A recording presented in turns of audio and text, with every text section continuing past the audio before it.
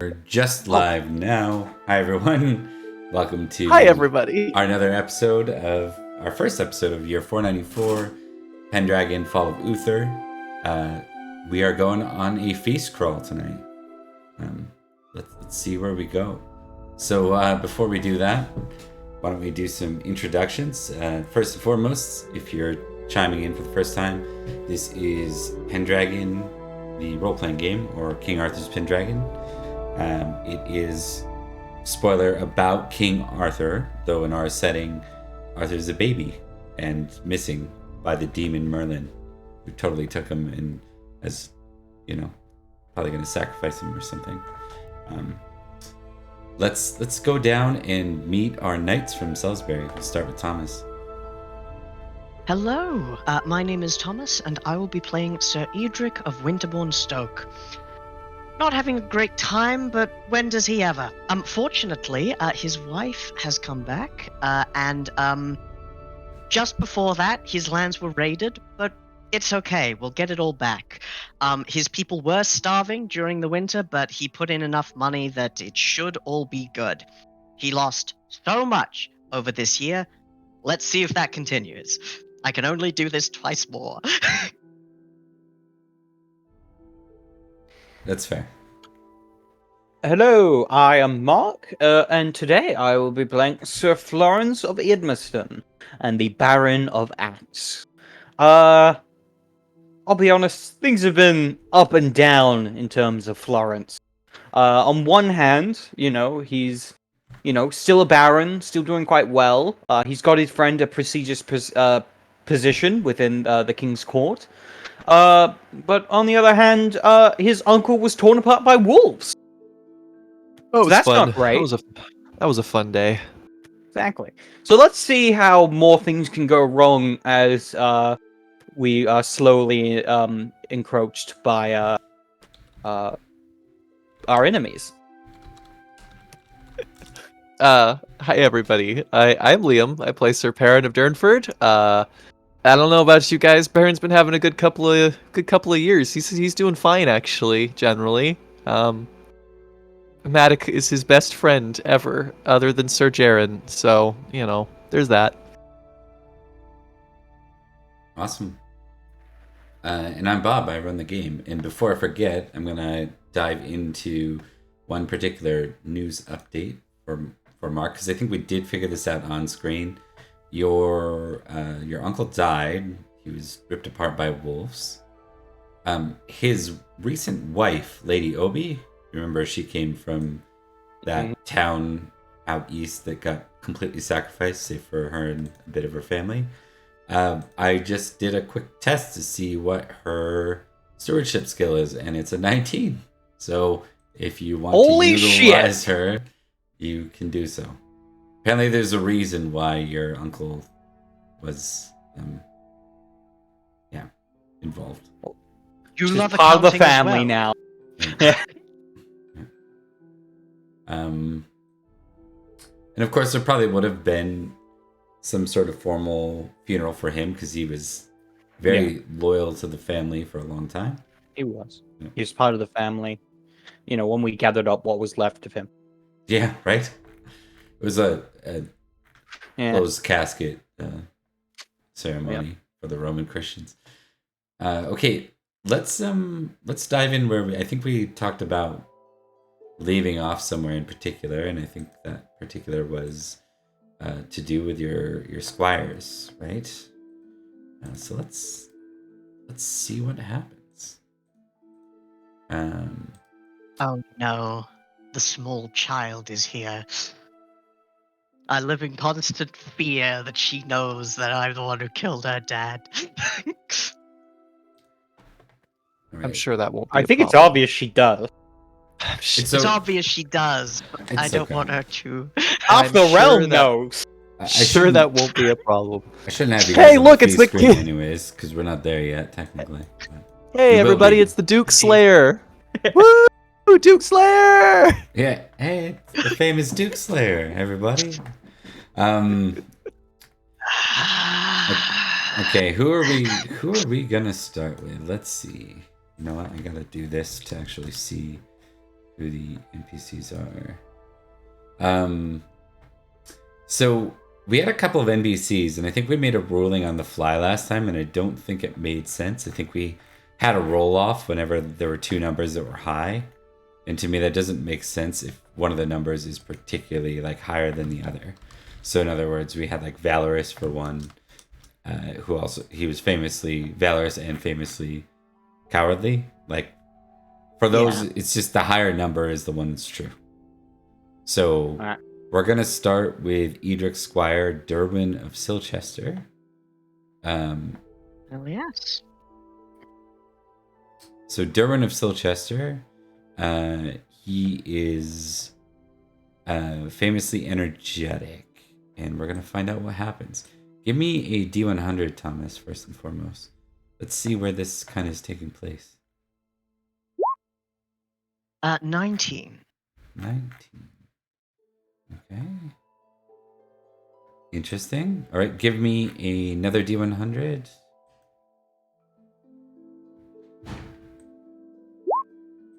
$35. Getting those dull numbers out of the way. 35. Falter, okay. And another D100. 65.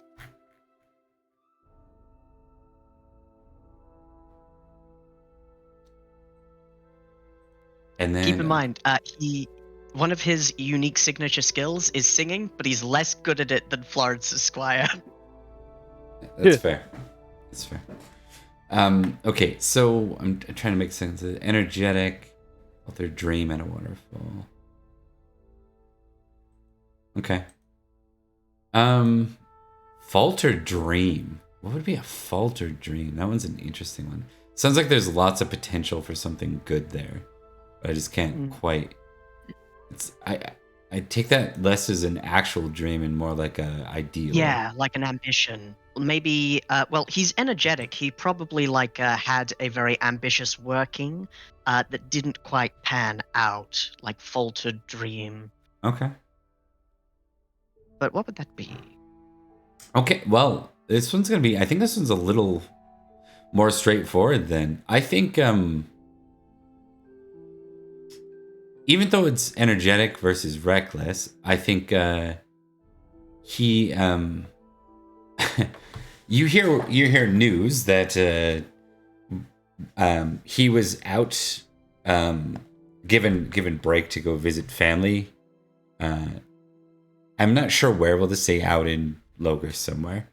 And he was swimming, and he mistook the speed at which the water was going, and he actually went over a waterfall. Oh man. Yeah. Now this isn't How's he something doing? massive because I rolled for scene. You rolled waterfall. I'm like, okay, that makes. So Falter Dream, it's like literally just fell off. He was ambitious and he didn't realize he was being reckless. But it was kind of like his energy got the better of him. He went over the water. Let's see how he's doing. Roll a d10. If it's a 10, he died. 9. No, he didn't die, but he's like incapable of being your squire this year. Like he is basically like broken both his legs and an arm. Edrich has to go to a different hold to get a different priest to read this letter because his priest died, and as it is told to him, as the contents of the letter is told to him, he says, "My life is strewn with cowpats from the devil's own satanic herd." Are you And then convinced that he's you still going- that fairy curse at this point, or what?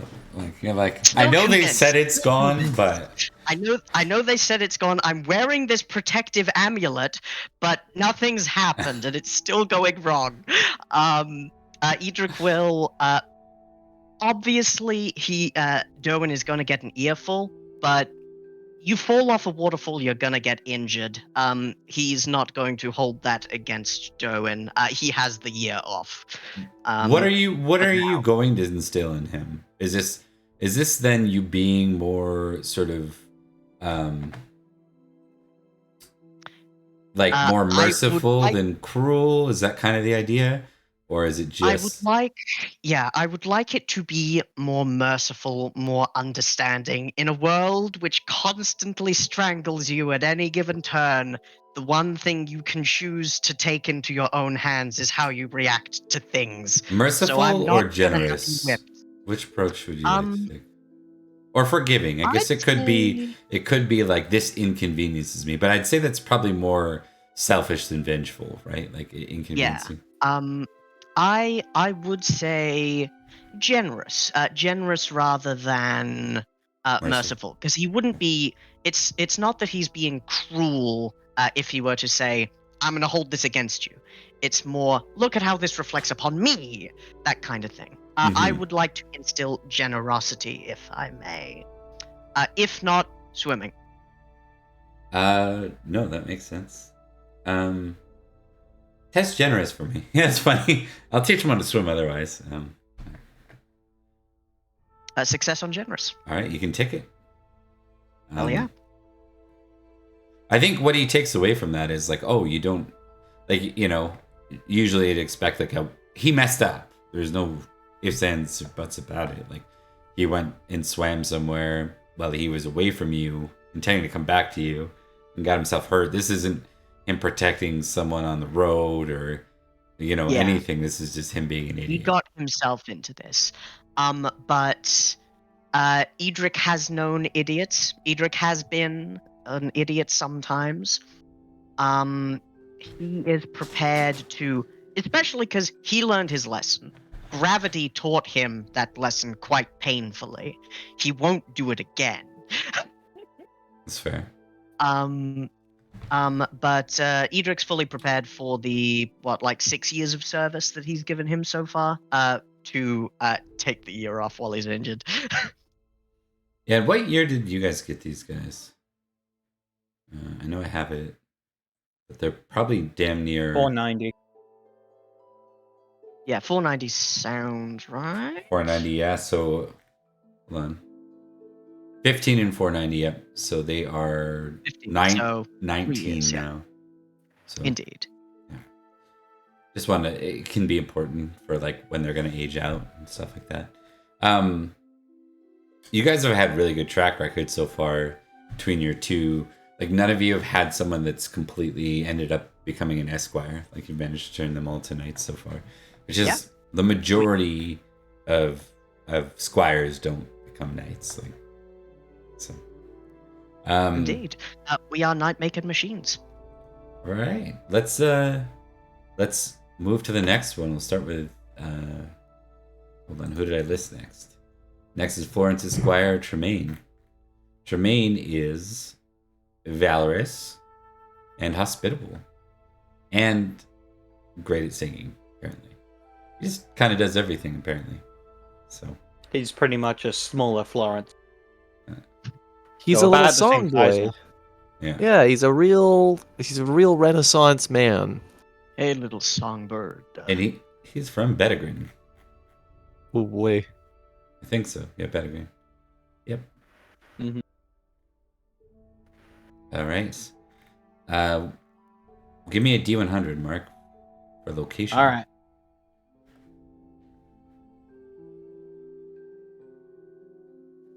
D100. 90. Okay. Now give me two Ooh. D100.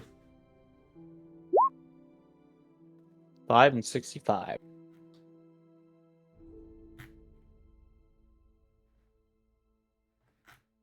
We already did something with that, so let's do... That one makes sense.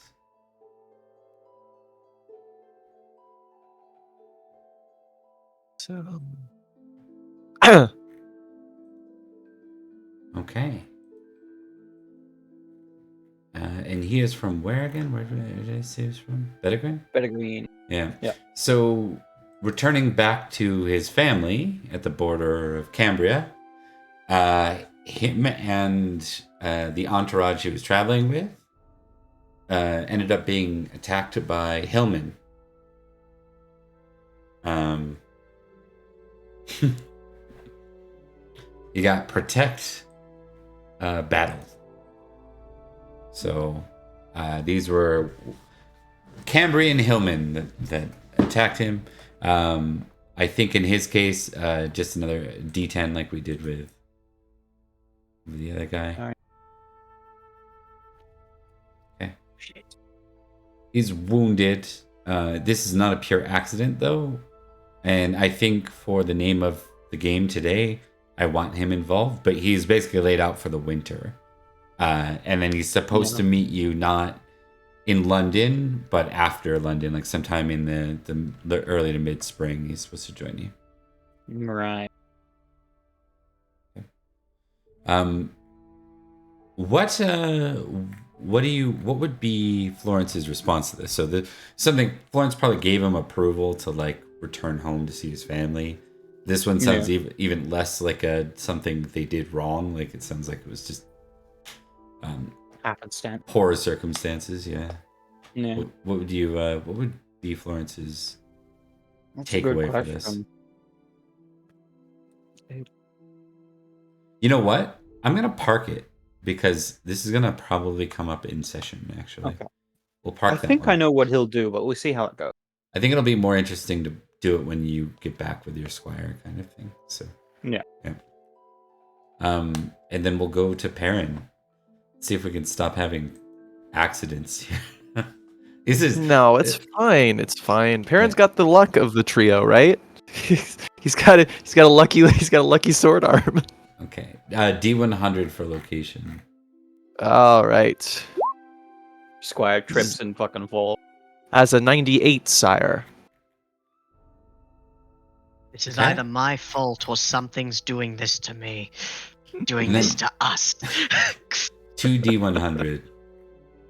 Okay. It's those mellow hats. 77, sir.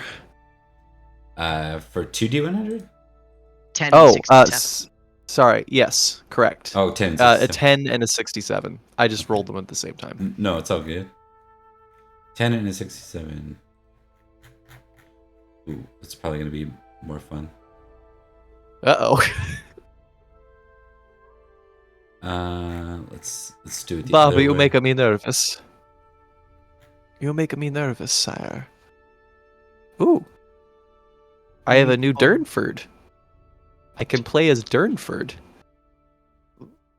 What are we talking about? Oh, Yeah, that's the nothing. house. Yeah, I could just be Durnford. Just be Edmiston. Durnford of House Durnford. I'm playing a character named Madison, by which I mean the city of Madison, Wisconsin. The ground quakes as I move. Okay. You know what this is? Okay. I think what I'm gonna do is this is like what the forest ride. Maybe we'll do this on the way to London. You've been called to London. Now you've been. Is Durnford fortified as a manor? Yes. I don't know about the manor home itself, but it's got the fortifications built, the ramparts and the moat and the other things. Mm-hmm. Everything that the Book of Manners will let me build. Where the hell was this guy from? Oh, he's right from Salisbury too. He's from Tisbury actually. So just in context, let's find Tisbury. Tisbury is over here. Ooh, rent the edge. Yeah. So I think he says, while you're riding to the London Manor, he says, now correct me if I'm wrong, out of character, real quick. Were you not with Perin kind of trying to socialize the need to ready Salisbury in general? Like, how wide did you cast that net around? As wide as I can get it. The priority would be border manors specifically. But him and Florence's wife have been trying to, or at least that's the deal, has been trying to talk to as many of the manors as possible and getting them equipped and ready. Okay. One could say I'm campaigning even. Running for office? No. The other scary one. President? Yeah. Okay. So while you're riding to court in London, he says, I overheard my father talking about your proposals. This would be the head of Tisbury Manor in Salisbury. Mm-hmm. Perin kind of cocks his head and goes, "Oh? And what did you think?" Oh, I forgot to introduce your squire, by the way, is Hywell from Tisbury and Salisbury. He is honest 16 and has honor 15, and he's an intrigue person too. What a good boy. He says, I think father thought it was silly. They have the river nearby, and on the other side they have the defenses of the forest and the mountains behind them. Seemed to think it would be pointless and a waste of money to fortify. I see. And that was what you think your father thought. And what did you think? I don't know. You've been traveling with me for some time now. You've seen the state that Salisbury's in, and the state that the other regions are in. What do you think? I think he says, I think the thing about Salisbury is we are pretty far away from the coast. And that makes us in a better place than, well, anywhere east of us. So I can understand why my father would think that way. Though I do wonder about places like Summerland or even Cornwall. But as far as what I've seen from the north and the east, what I've seen from the king even, I'm worried. And I think that I wish I could convince my father is all. Well, I thank you for saying that. And I appreciate your honesty as well. There's nothing to be worried about. It's probably just paranoia on my part. Your father's wise to make sure that he manages his estate as effectively as he can. But it's a small investment when you look at the scale of what could go wrong. It's true that Salisbury's isolated, but some time ago, we thought that more of Logres was safe. And though the Saxons are a threat, it's been a long time. No. There have been more opportunities where I've had to fight other men of Logres than I have Saxons in the last few years. And that breeds animosity. Grudges are set and kept and held. I'm worried for what happens in 5 years, 10. When people come calling to collect those grudges. Do you understand what I'm trying to say?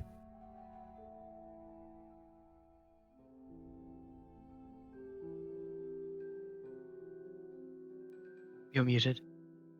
Is that like prudence that you're trying to teach him there? I would say so, yeah. Okay. Why don't you test it to see how it lands with him? Not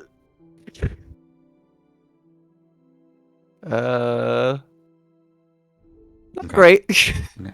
It's okay. It's not gonna go the other way. It's not gonna go to reckless. I think it's gonna go more to like fear mongering.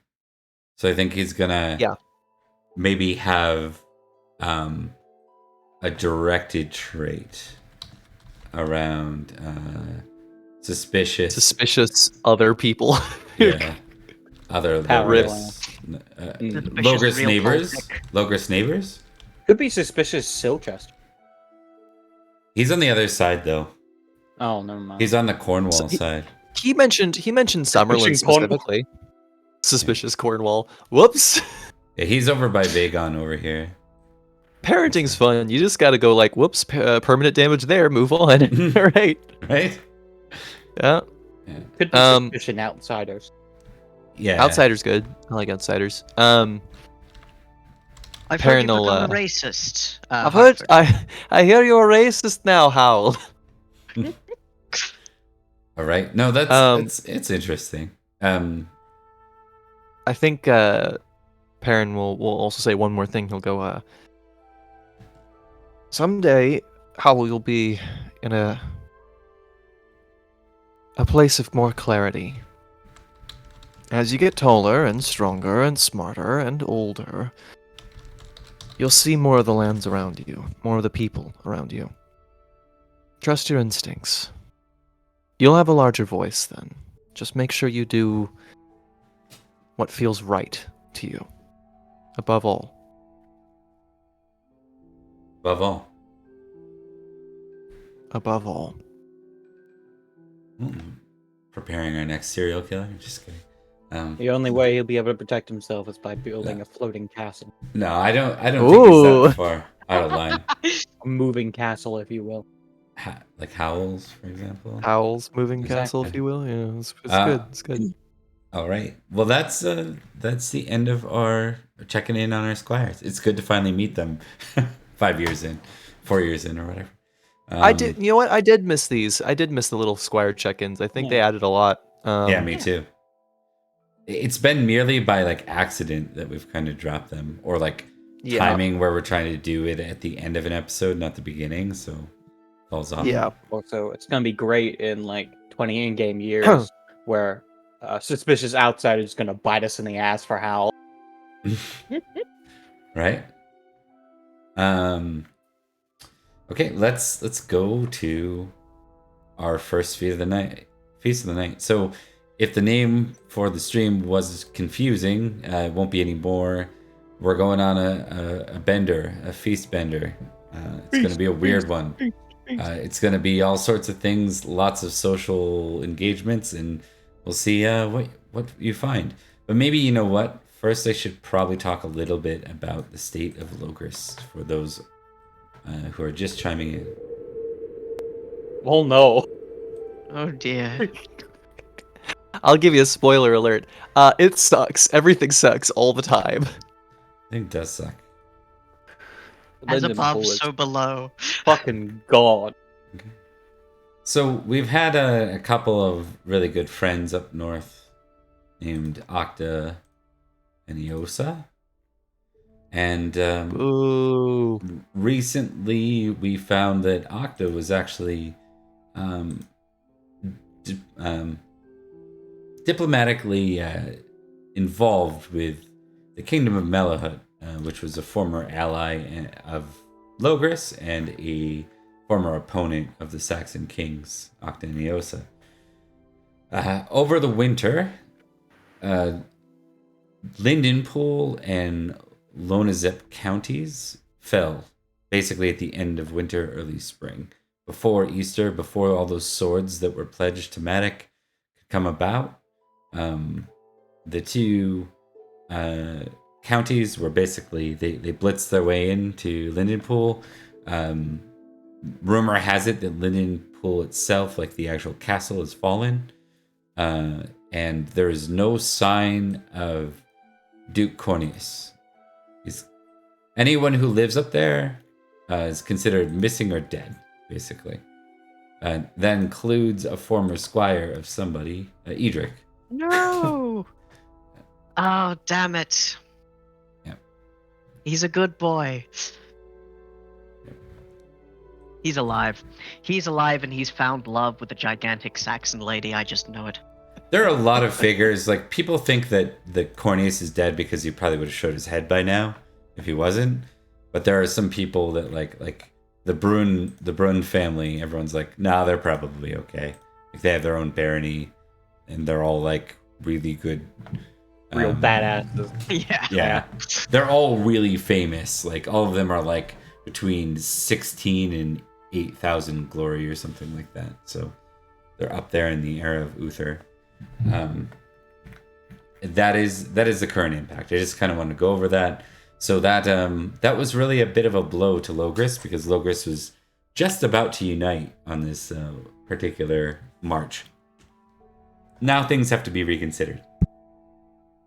And with that, our sword knights have been called to or invited to Prince Madoc's feast in London. And we'll go there next. All right. Let's start with some appearance rolls, and I'll give a general description of what's going on here. Ugh. Failure on appearance. Success and appearance. Really, Edrich? You're below the soul. Well, from everything we know of Edrich, we know that he's not going to take it personally.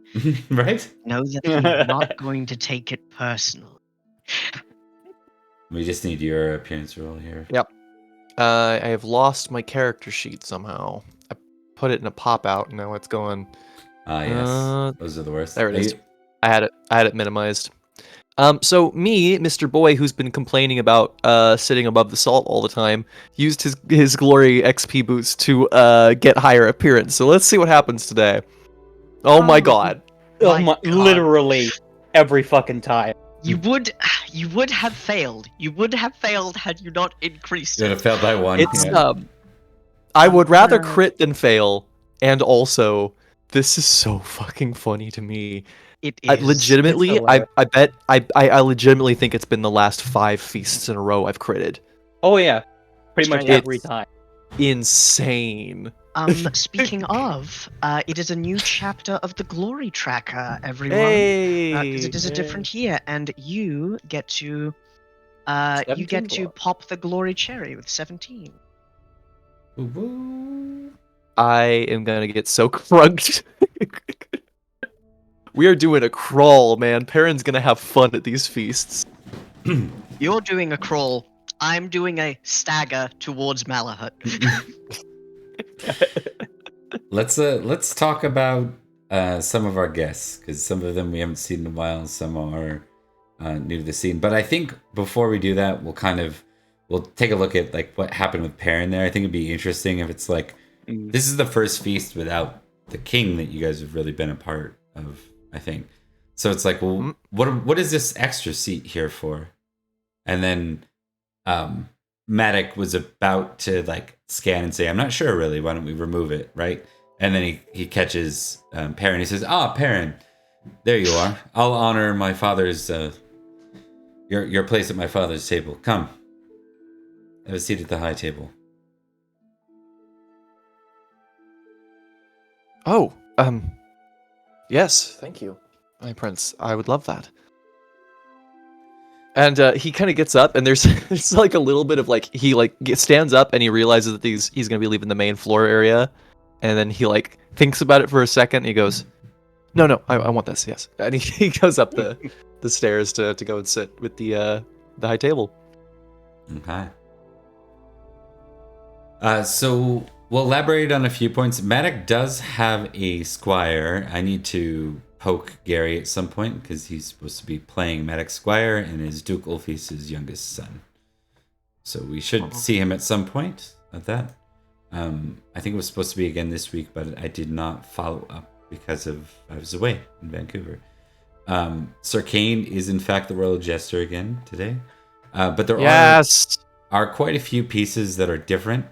You'll notice there's no Goratrix and there's no Brassius. The duo and the trio are here, but the bodyguard and the captain of the guard are not here. There are a number of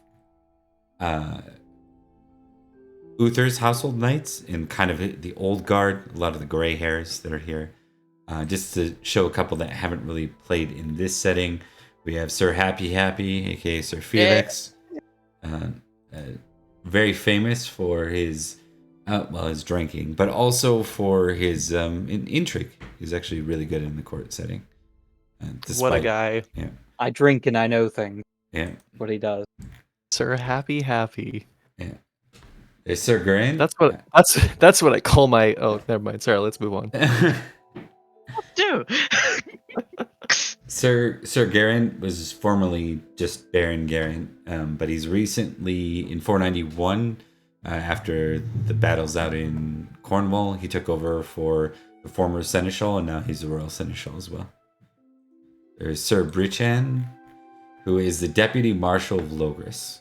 So right behind Ulfius, he is like number 2 for raising armies. And then of course Sir Britain. Right. What about Sir England? Brichan. Yeah. It's probably Brichan actually, because they don't do. I think CH is still K sounds. Yeah. He's a brick hand. I see. I'll stop. I'm done. Thank you. Good night, everybody. You've been a wonderful audience. We'll go to a couple of people that showed up on Open Pendragon. So Sir Canet and the captain of the watch. And then from there, just want to note the duo is present. And then we have our boys from Salisbury, our favorite ones. Yep. Blaine's, and then Satirius, and that gang. And that's where we'll start off. I just wanted to kind of do a quick round table. Also, Ulfius's eldest son, Ufo, is present. He did not name his son Ufo. He did. Oof. Oh. Our boy Cadfile kind of stands where Goratrix did. Much less intimidating than Goratrix. But he stands there, armed nonetheless. And then, of course, someone I think this is more like Perin. You'd be familiar with him. The rest probably wouldn't. Actually, you all might. Sir Rain. Sir Rain is one of Prince Madoc's remaining household knights. So one of the ones that wasn't strung up and hung out dead or died in battle somewhere. He is a former squire of Madoc. Madoc's first squire, actually. So your other characters would know them, right? Okay, and with that, we'll start with Perin. 3 rounds. Let's see where we get to. All right. Guess what I'm gonna do? I'm gonna test temperate and indulgent to do the thing that does. I don't remember what it is, but it does something. That's fair. Let's see if Perin's getting a good time, or if he's helping the people around him have a good time today. Boy's turned. He's turned. Well, he's helping other people get turned, most likely. Yeah, he's not turned. He's getting other people turned. Okay. Yeah, so assisting everyone having a good time. What that does net you, just with a normal success, is it nets you an extra tick on temperate if you want it, or not if you want it. It just gives you a tick on temperate, and whether you like it or not. Yeah, whether you like it or not, and you get your 2 for being above the salt plus the 1 for success on indulgent. Hell yeah. Perin is making sure that the drinks keep flowing over here. Oh, speaking of which. Almond omelet. Boy, bring us the almond omelets. I actually... lamb freeze and hot sauce does sound nice. What kind of hot sauce? I think it's just a sauce that is hot. I don't think it's a spicy sauce. I think it's the heated sauce. It's Sir Frank's Red Hot, I believe. I made the mistake of looking up a lamprey again. Fuck. Stop doing that. They're the worst eel. They're the scariest eel. Except I don't like its teeth. That's the one with the teeth. I don't like its teeth. Forgot about that. It's the one with the circular teeth. It's the one with the snoot. It is I think the second scariest eel, right behind the moray. Right. Oh man. Every other eel is the same, except the electric eel, which is your straight round, up cool. Florence. We'll move to you. You're up. We've got Thomas on the eels. He won't be stopping for another 2 hours. Sorry. They do look like just giant leeches. I'm gonna draw 3 cards. Hell yeah. Getting crunk. Getting crunk. Helping hand. Game of dice. Oh, wait, it is. And queasy. Oh, Ooh. You feel none of these queasy. are great. It's the terror of knowing what this world is about. Watching some good friends Good say, friends. help This me is out. the least Florence Yeah. hand we've seen so far. I It think. really is. Yeah, there isn't a single lady flirting with you. helping hand. Helping, Helping hand, my good a servant friends. girl asks for assistance taking care of a drunken knight. A game of dice. Several knights leave the feast for a time to play a game of dice. They ask you to join them. And queasy. You feel queasy. I'm picking that one. Pick the one where you just automatically miss a round if you fuck it up. Exactly. I'm going to choose. Oh, A helping hand was how we met Sir Bernie Pants. I believe so. I don't want to miss the next round of the feast. It's also, Yeah. I think, a helping hand's how he met Lady Pomponia, wasn't it? No, it wasn't a serving girl. It's right. No, It that was a different one. Yeah. same idea though. Yeah. Yeah, I'm gonna do a game of dice. Good old game of dice. Let's play some dice.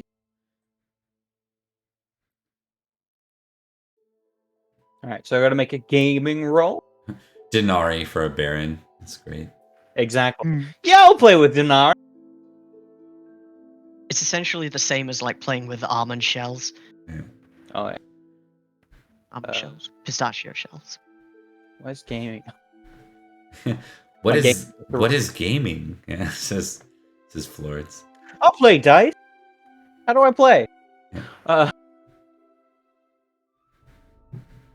Oh my god! So close. So fucking So close. close. You lose a single denarii. Yeah, they can have.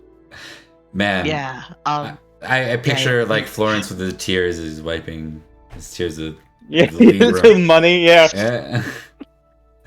Yeah. Okay, yeah, you still net one geniality for being near the salt, despite that. So, congratulations. And Congratulations, you lost.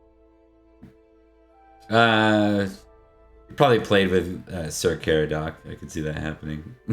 All right. No tea. I can imagine a lot of Uther's household knights sit below the salt, to be honest. So, Oh yeah.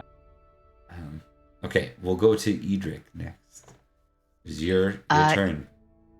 Yes. Edrich, too, sitting below the salt, away from the people that he normally spends time intriguing with. I'm going to draw a couple of cards. Or rather, a few cards. Chance encounter. A beautiful lady passes by and whispers in my ear, chaste versus lustful. Well, we know exactly how that's going to go. Gossip. I overhear some interesting conversations. The hot goss. A hot goss. And pagan gift. A local witch approaches me and grants me a gift. Oh, okay. Wow. Interesting. Edric, don't touch it. You remember what happened the last time. I'm willing Plus to try 3 anything. bonus on the winter phase. Unfortunately, you're not a pagan. Yeah. So I'm not a pagan, but it would make sense that of a member of with the Winterbourne Stoke family would just whichever religion you don't belong to, they really like you. Yeah. And it's a problem. I think I might go with gossip. Overhearing some interesting conversation. If I can't take pagan gift, because that would be hilarious. Just like Edrich kind of like leaning away from this witch. On a success, keep this card. I cannot draw cards while I keep that one. I gain a +1 to any skill roll, then discard it. Or I fumble it and get -2 geniality. You know what? Let's see how I this- think with how poorly Winterbourne Stoke has been faring, I'd support Pagan Gift, but I always want to check in with Liam and Mark and see if you have any beef with that. It's not a pagan. No, that's the dude. only part. I think I'm it's fine. Gortrix is a pagan. Yeah. So like she I- could have known him and be like, "Oh, you're Gortrix's cousin. Oh, he's such Yeah. a sweet boy. Here, have this devil object." And Edrich is like, "Yes." Here's this pentagram, and what I want you to do is I want you to hang it over your children at night. If you do, you have such little in the way of family members. I thought perhaps we should protect them, right? Is that a threat? That does It's a sound promise. vaguely threatening, Crone. I'll take it. However, it is the right mix of sinister and helpful that I do tend to enjoy. How did this witch even get into the royal feast? Like, I have so many questions. She's a witch. You answered it. Like, I'm a witch and I'm a witch. I got it. You know what I'm gonna do? Even better. I think this should be our plot. I think this should be our plot line for the rest of the session, Bob. I think we should find out who this lady is and what she's doing here. No, I know exactly who this is, and I know who gave it to you, and it's a lady in white. Yeah, that's what I thought. I don't trust this obviously fey person. But that would be hilarious. Yeah. She says, "You're Goratrix's cousin, yes? Friends with Perin and Florence? Sir Perin and Sir Florence?" That is correct. Excellent. If you could please inform the prince that his father would like to see him soon. When he gets a chance. In the meantime, here. She kind of reaches. She's got like a series of necklaces. She pulls one off, and it is in fact a pentagram. Edrich kind of, you know that expression where someone's like head retreats into their shoulders, like. No, I'm not wrong in that, right? Pentagram is a British pagan sign, is it not? Pentacle. I Pentacle. would say. Pentacle. Yeah. Yeah, it's what they refer to as a. Yeah. It's the same outline, is it not? Yeah, more or less. Yeah, so it's a pentacle. Pentacle is like more connected to like wealth and power. And Megan has ancient called stuff. it in the chat. Chat has called it a reverse Goratrix, and I think that's very funny. Yeah.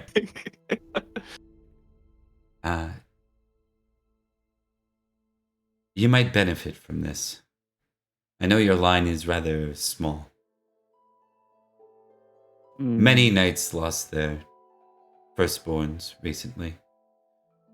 I thought you might benefit from protecting yours.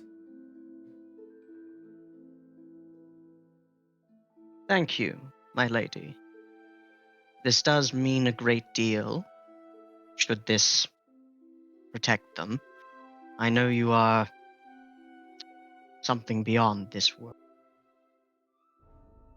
I will accept this, in the hope that it will bring my family health. And I hope it will not add to my troubles. I will inform the prince of what you have said. She nods and then turns to exit. Edrich, touches it just to make sure that he, can and it doesn't burn or something and it doesn't, draw blood and start biting him. No, none of those things happen. He's going to put it on, right over the amulet that was given to him by Sir Jaren, which was also made by a pagan witch, but he doesn't know that.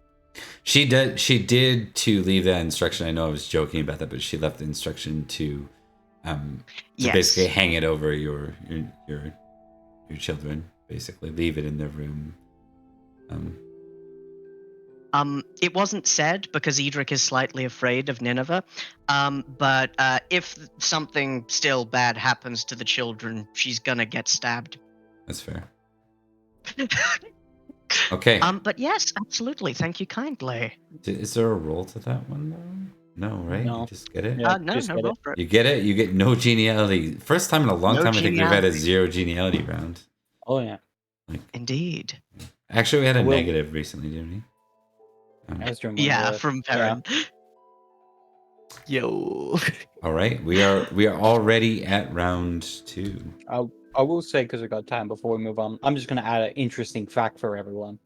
A pentagram is a 5 point star thing. That's also a Christian symbol that used to refer to the 5 senses, and apparently also the 5 wounds of Jesus. And Oh, apparently it is also He got different. wounded 5 times? Yeah, five wounds. Yeah. He was The- stabbed. This, yeah. So 4 appendages and then the stab from the Roman From soldier. launching it. Oh, And shit. it's different from a pentacle, which is the same thing but with a thing around it. Yeah. That's funny. Mm-hmm. Which leads me to believe that it's probably adapted from paganism to Christianity. Oh. They never No. borrowed from each other's cultures and that stuff. Why would the Christians do that? Anyway, how was your Easter, guys? I put eggs in a little bunny basket. that's what I did. All I right. stole truly so many eggs. Round 2. Unless you guys Round want to 2. Oh. do some connecting together first, which is acceptable. Nah, nothing's really happened yet. I There's feel. nothing to talk about, really. We're priming. Ulfius is here. I didn't get to talk to Ulfius last time, so I would like to talk to Ulfius and Ulfo. Can I do that? Yep. I don't know if I have anything to intrigue though, so I guess it would just be courtesy. Is that right? Yeah, if you're looking more just to be hospitable and stuff, or you can. Yeah. Yeah. I just want to chat. I just Mhm. want to chat. No motives here. Yeah. For this, because you're above the salt and you did the temperate last round, I'll let you use your geniality this time for courtesy. Actually, you can all the time. What am I saying? Courtesy. Yeah. Normally, I don't allow it for traits anymore, but skills. Over. Yes, gotcha. Yeah. Sorry, gotcha, court gotcha, skills. Gotcha. Oh, really? It doesn't go to court skills? Only court skills. Yeah. Oh, only court skills. Gotcha. Yeah. We can't Cool. use our geniality to stab people anymore. Weird. I know. wish. Yeah, Perin kind of makes his way over and goes, Duke Ulfius, I don't think I've had the pleasure of meeting your son. Ah. Ufo. Sir Ufo, that is. And Ufo nods. How freshly knighted does he look? Well, he was around last year, but you don't recall seeing him as a knight before that. Interesting. Perin smiles and offers the wrong hand to shake. He'll nod. I think he's aware of you because you're almost at 5,000 glory, so he'll move to, without like flinching too much, he moves to offer his left hand as well. And he goes, Your father, I'm sure you're sick of hearing this, but your father has been very kind to me. He's a good man. You'd do well to live by his example. He is a good man, he says, like almost proudly as he looks at him. I aspire to be very much like father. Ulfius says, they always say, this one looks like me. The other, and he kind of motions to Madoc Squire, who, by the way, is the opposite. He's a singer and a composer, super optimistic, romance type. In my experience, as someone who is raised with quadruplets, sometimes harsh and contrary personalities balance each other out. No man is an island, after all.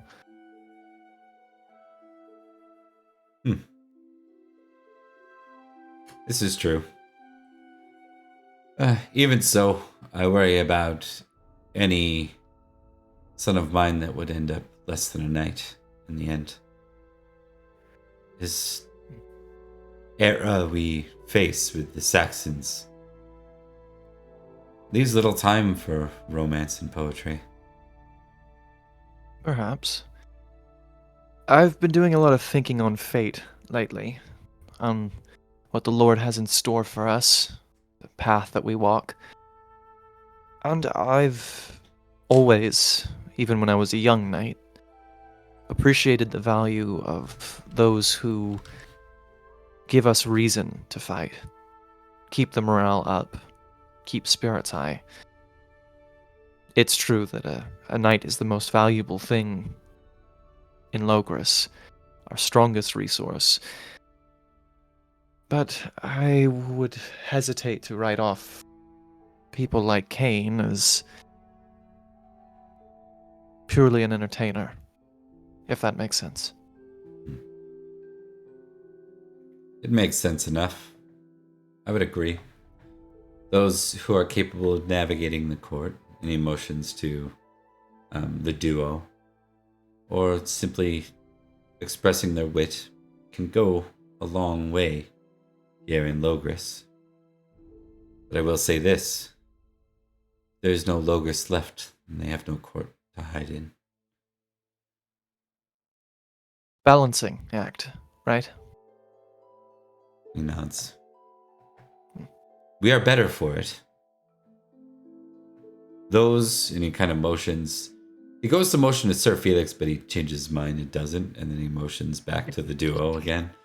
Says those who can express the way nobles ought to live, if war wasn't always on our doorstep. It's a reminder of what we could become. I think that's what feasts ultimately are. A time where we can sit back together and remember old stories and old friends. For some more than others. But, yes, the ideal. Been thinking a lot about that. Well, forgive me, I won't intrude you any longer. Can I make sure that you have enough food at your section of the table? We are well looked after, but I appreciate it. Very well. Ufo says, he kind of looks at his father a little bit and looks back to you and is like, kind of wiggles, like, not in a condescending way, more like, I don't want to say to my father that I want more wine yet, but I definitely want more wine. I think Perin will wink at him. Yeah. And he'll go, it was a pleasure to meet you, Sir Ufo. I look forward to serving alongside you someday. Likewise, Sir Perin. I've heard great much about Durnford. Oh. Well, I'll have to hear some of what you've heard at some point. Good day. And Perin will make his way away, and he'll direct some servants over to bring some more wine over there. All right. Good stuff. All right, so that is 3 again, I right? like Ulf. Or wait, Yeah, you didn't I roll like courtesy yet. Or you did? I did roll first. We did. Yep, I 11 succeeded. 18. I like Ulfius so much, you guys. I like him so much. Yeah. Like his He's famous best friend. traits are You hate great. burning passion. Like, so he's famously energetic. He's famously proud, but Age of Uther. He's valorous 20. Here's the part where you're gonna dislike him. His homage Uther is 24. No. Some of my best friends have homage Uther 24. Well, we used to. He's famously courteous. He's famous with intrigue. Battle 19. We can reform him Siege if he doesn't 17, die. Spear expertise doesn't 19 die- and sword 20. Yeah, but how Ooh. old is he? He is old now. Yeah. He's in 50s probably. Yeah, he's in his 50s. 50s? Jeez. Yeah, most knights don't get to live that long. Yeah, that's because he's No. a fucking baller. Ooh, You know, I'm he's Duke a duke. Ulfius. Ooh, I'm Duke Ulfius. I like everybody, and everybody likes me because I'm handsome and charming and charismatic. Ooh. Then you compare the 96-year-old Duke who's like, I'm alive because I hate my family. I want to live How'd you live beyond so them. long? 100%. 100%. I love that man. He's Man, great. literally too angry to die. I Edric's saw like, my you know, I friends can and learn a family. lot from that, man. Yeah, exactly. I saw my friends and family killed by Saxons before me, and I slew them all with a table leg. But I'm learning that racism is far from the highest level of spite and anger I can reach. I hate my kids. I have ascended to a new level of hating everyone. Yeah. I hate everyone equally. Florence, Alright. you are up, my friend. He is going to party hardy once more. They get better cards. Hopefully. Otherwise, this will be the lamest party you've ever been. And that's more like you. Yeah. That's what the Pagan crawl pleasure. is for. I think this is like the first time we have drawn. Any pagan cards. Yeah. I know it's weird. Yeah. I got two. Ooh, Christian Blessing. Ooh. Christian Blessing's quite good. So we have romance. Some guests converse about love. They want to know how you win the heart of a woman.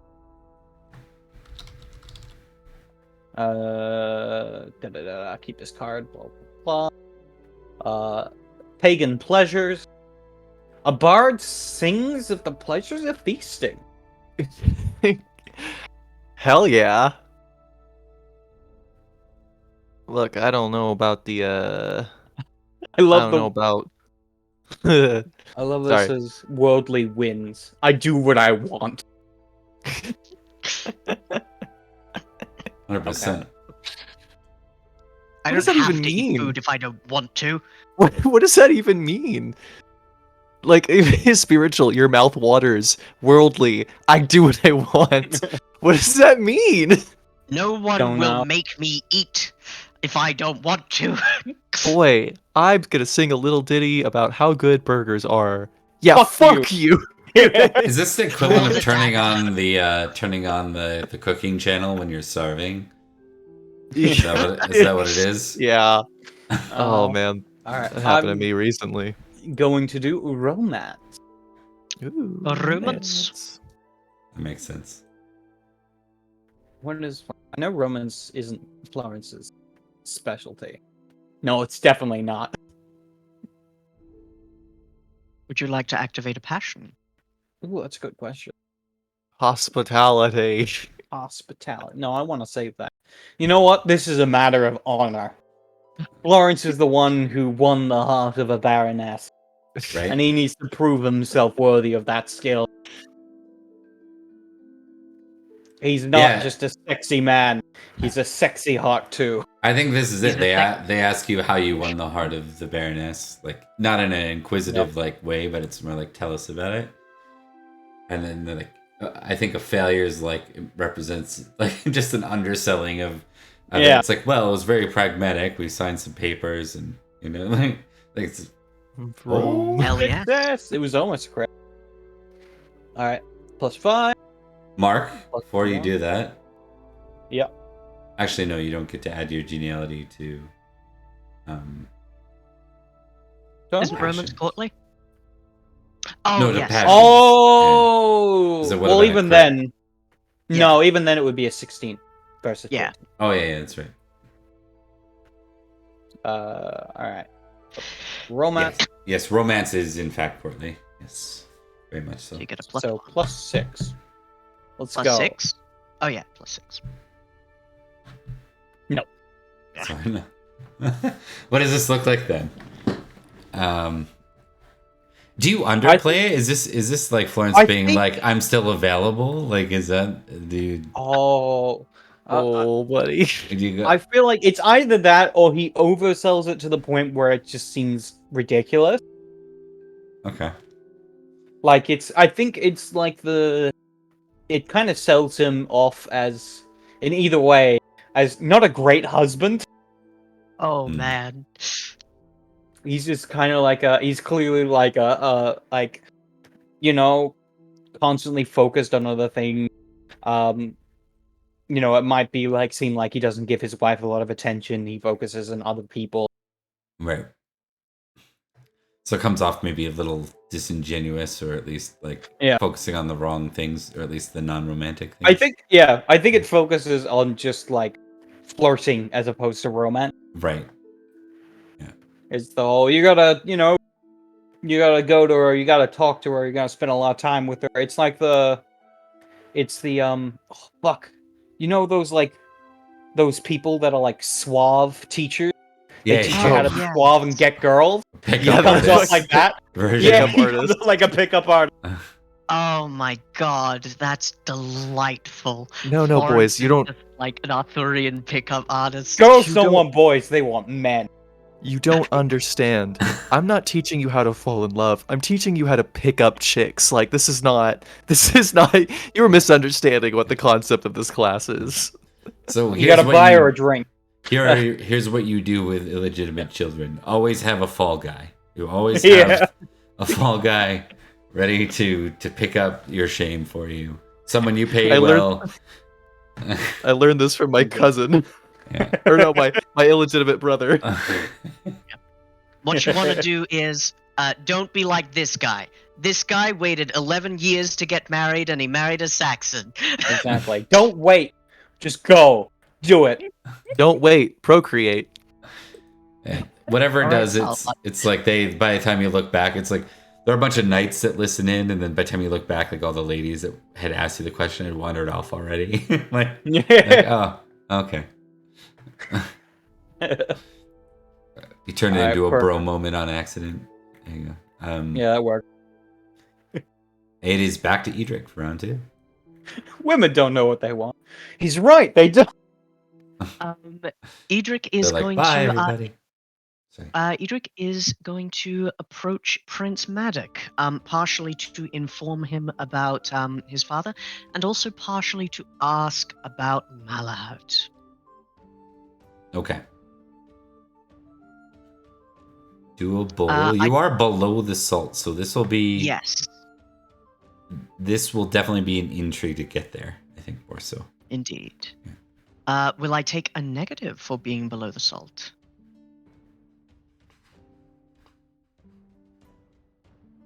I would say normally, except for you are well known. So this was more of a seating accident than you not being a recognized knight. Like if this were 490 Edrich, yes, it would absolutely be a penalty. But this is 493 Edrich, the slayer of Duke Gorlo. So And he like passes like Morgan as she's on the floor, and he's yeah, actually, I think Morgan will pass you. She says, "You're Sir Edrich, right?" Yes, Lady Morgan. Inwardly, she knows my name. My father really liked you. In Florence and Perin. He used to talk about you all the time. And I him. Going to see the prince? I am, correct. Good news. You're remarkably perceptive for a child of your age. I have my mother's gifts. Yes. She says,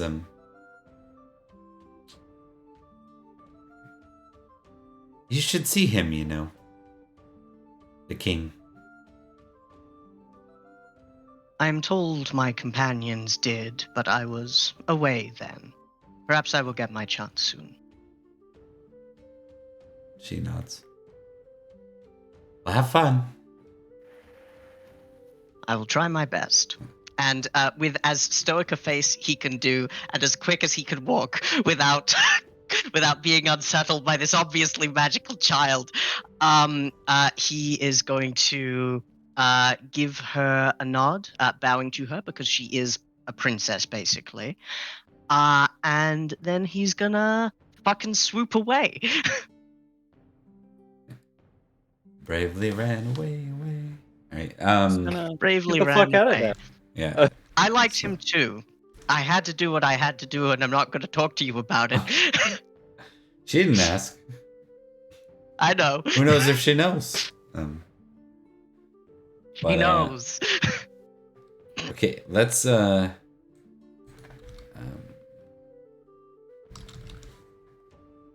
just gonna do this. Okay, so you're able to reach the prince. I imagine there's like a gap in between the duo, like cavorting and speaking to other people, that Edrich just kind of like slips through. The duo just nod to you, honestly, and so does Good. Cadfile, who's standing defense, and Edith is here too. Hell yeah. Edith's such a good boy. I'm so proud of him as Sir Goratrix. But yes. Edric will approach Prince Madoc, and he will bow. My prince.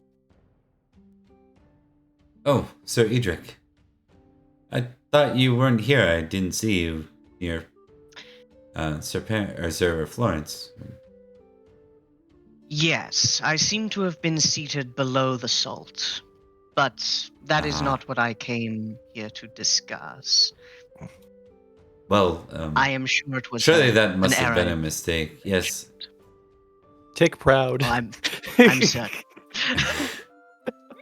I had I didn't have time to deal with that directly, and with all the changes and our seneschal being away, Sir Sadnal being busy, I had to pass it to Sir Ulfius's house, Duke Ulfius. His house, I believe they delegated someone from Silchester to look after the seating. Yes, I imagine it was Sir Blaine's. Now that you mention it, I believe so. I have my moments of prescience too, it seems. But that is partially what I came up to discuss. The first, because I have received word from the lady in white. She dropped by and asked me to inform you that, at your earliest convenience, the king wishes to speak with you. The second thing was of a more personal nature on my end.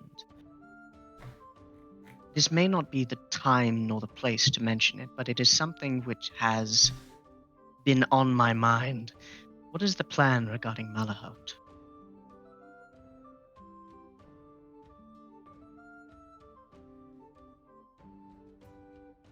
Malahut or Lindsay? Lindsay first. All of it, really. Not since the last push from the Saxons have we lost so much of our borders.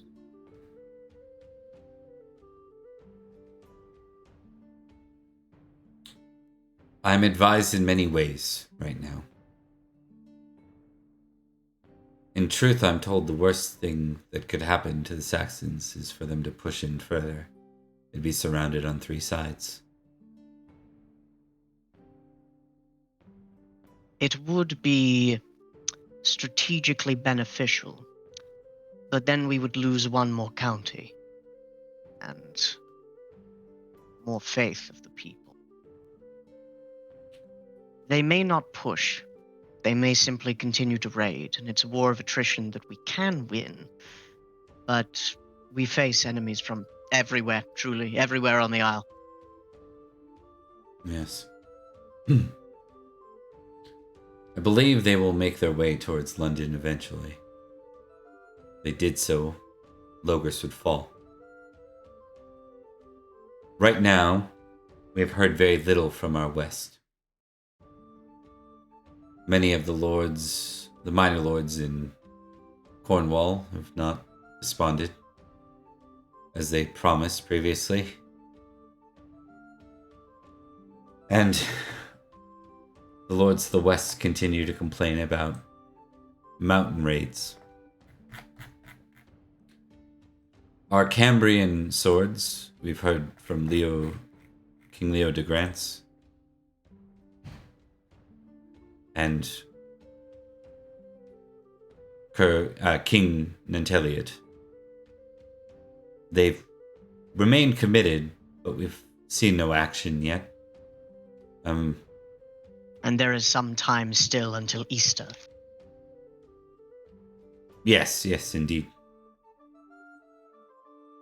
Sorry, one sec. I gotta back up out of character. Easter, you mean this is Easter feast right now? Oh, never mind. In that case, yeah, sorry about that. Yeah. I I got my timelines mixed up. No, it's all good. I see.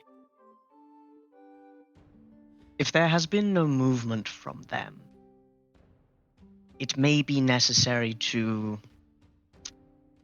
Well, I lack the larger picture, but things cannot continue as they are. Yes, we're putting together an envoy, this time for the West. Talk to Cadfile. Be good to have the Knights of the Sword along, perhaps in charge.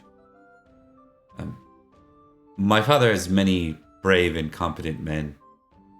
I'm not sure words are necessarily their strengths in most cases, and I have to keep Sir Sadnal and some of the others here with me to maintain my father's peace. I understand. Should you wish it of us, we shall do so.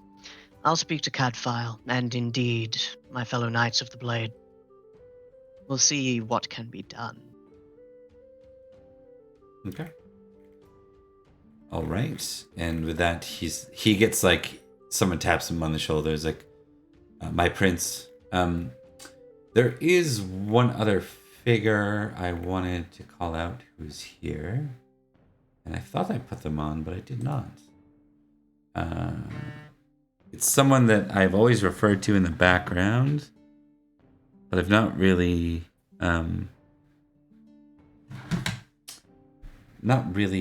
kind of demonstrated here. Let me just do that. Sir Ben of Dover. Good old Benny Dove. Let's see. I might even have his icon all set up.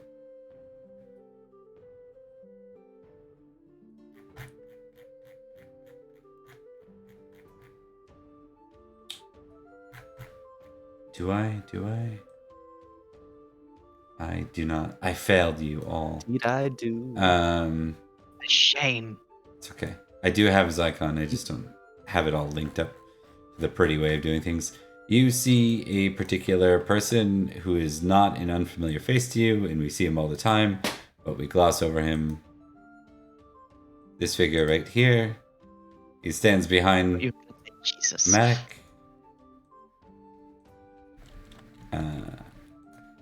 And I just want to kind of bring him up because I need him. His role. I think we've had enough conversations about certain things involving Perin and certain things involving Uther and certain things involving Madoc, where I want to bring this guy up. This guy is Sir God of Fire. God of Fire. Hot damn. Here. The man, That is the a myth, cool the name. legend. If Sir he grafts a Godfire. lion anywhere onto my body, I'm killing him. There's how you say his name. He is. Let me get you. He is a household He's a knight Grail of Knight. Uther's. He is the royal cupbearer. He stands typically behind the king and pours his wine, but tonight he stands behind Madoc and pours his instead. He does what? That's interesting. That's good to know. Don't you dare. No, we're fine. It's weird. It's seems like an important job to have. I don't know. Pretty important, yeah. Pretty Stops the king important. being poisoned. Anyway. Yeah. Yep. Yes. As the prince is tapped and turns away, Edrich does the Winterbourne swoop and returns to his seat. Okay. Right, and we got you. That time you succeeded, so you get a whole geniality. A whole Edrich. geniality. Yeah. Oh man. Just you wait. I'm gonna catch up to you, Florence. I'm gonna catch up to you, Perin. It's getting close. All right, and we're back with. Unless you guys want to sync up on anything that time. There is the thing that just came up that Edrich could bring up to the rest of you guys, which is the envoy to the west. Supposedly we're supposed to escort a Buddhist monk to the mountain, where he can meet with the Buddha, and then go from there. I'm sorry, I tuned out for a second. What are we talking about? What? I was Thomas making a fucking journey around. to the west joke. Yeah. But yes, Gotcha. Okay. Yeah, there we go. I was like, this attack doesn't. yourself. I'm Pigsley. Does Perin? You are Pigsley. It's true. Oh but man. yes, there is that thing that I could discuss with you guys if you want to, or we can do it after the feast. Let's do it. Let's Okay. do it. Oh yeah. I'm gonna be listening, but I'm also gonna fill my water. So I Hell will yeah. Alright, Hell just yeah. call for me and I'll come running back. We'll be right back. cool. Bob. No, don't come back. I'm yeah. fucking with you. I imagine like the two of you convene like first, more or less, as Edric's making his way from the table around to below the salt, and then back up to above the salt. I'm down to just one roundsea, Florence. I don't know what I'm going to do. I could sell one of the chargers and be able to afford more, but I mean, I could give you one of mine. one of Plenty one of of Rancy. one of your roundseas. How many roundseas do you have? At least 8. Probably even At least. more on the farm. I could use 3. I could be willing to do that. For the right price, of course. Well, how much do you want for them? I don't want any Librum. I want favors. You want favors? Yes. Florence, you're one of my best friends. You don't need to ask me for favors. You But can I just like do. Yeah. Like, I'm either Alright. giving it to you for free or for a favor in the future. You would hear a voice from behind you. The situation seems more dire than we have expected. No! Oh, you better put Oh, a bell on you. Florence doesn't even, or Perin doesn't even jump. He just goes, "Hello, Edrich." What seems to be the matter today? What's today's dire crisis? Did something get In worse? this case, Again? yes. In this case, it's the same with Malahut and Lindsay. It seems that the kingdoms to the west and to the north have not yet moved their armies. There is talk of an envoy being sent to the west to ensure that Cornwall and those in it, Summerland, and of course the King Nanteleod and the other one whose name I can't remember, join in reinforcing. That's the one. I do No, envy the that's buggers that's who are the going to be missing sent one, on it's a that. different one. Well, that's the thing. It's us, They isn't don't- it? They don't want us to go back already. We just got back from the last one, and that ended up being a death trap. But that was to the north. Hopefully the west, who are apparently neutral and allied, will hopefully be a little more amiable. Oh, I'm sure they won't bear any grudges against the man who killed their duke. Let's Well, is let's this just Cornwall say County or Cornwall Kingdom? County, I believe. Okay.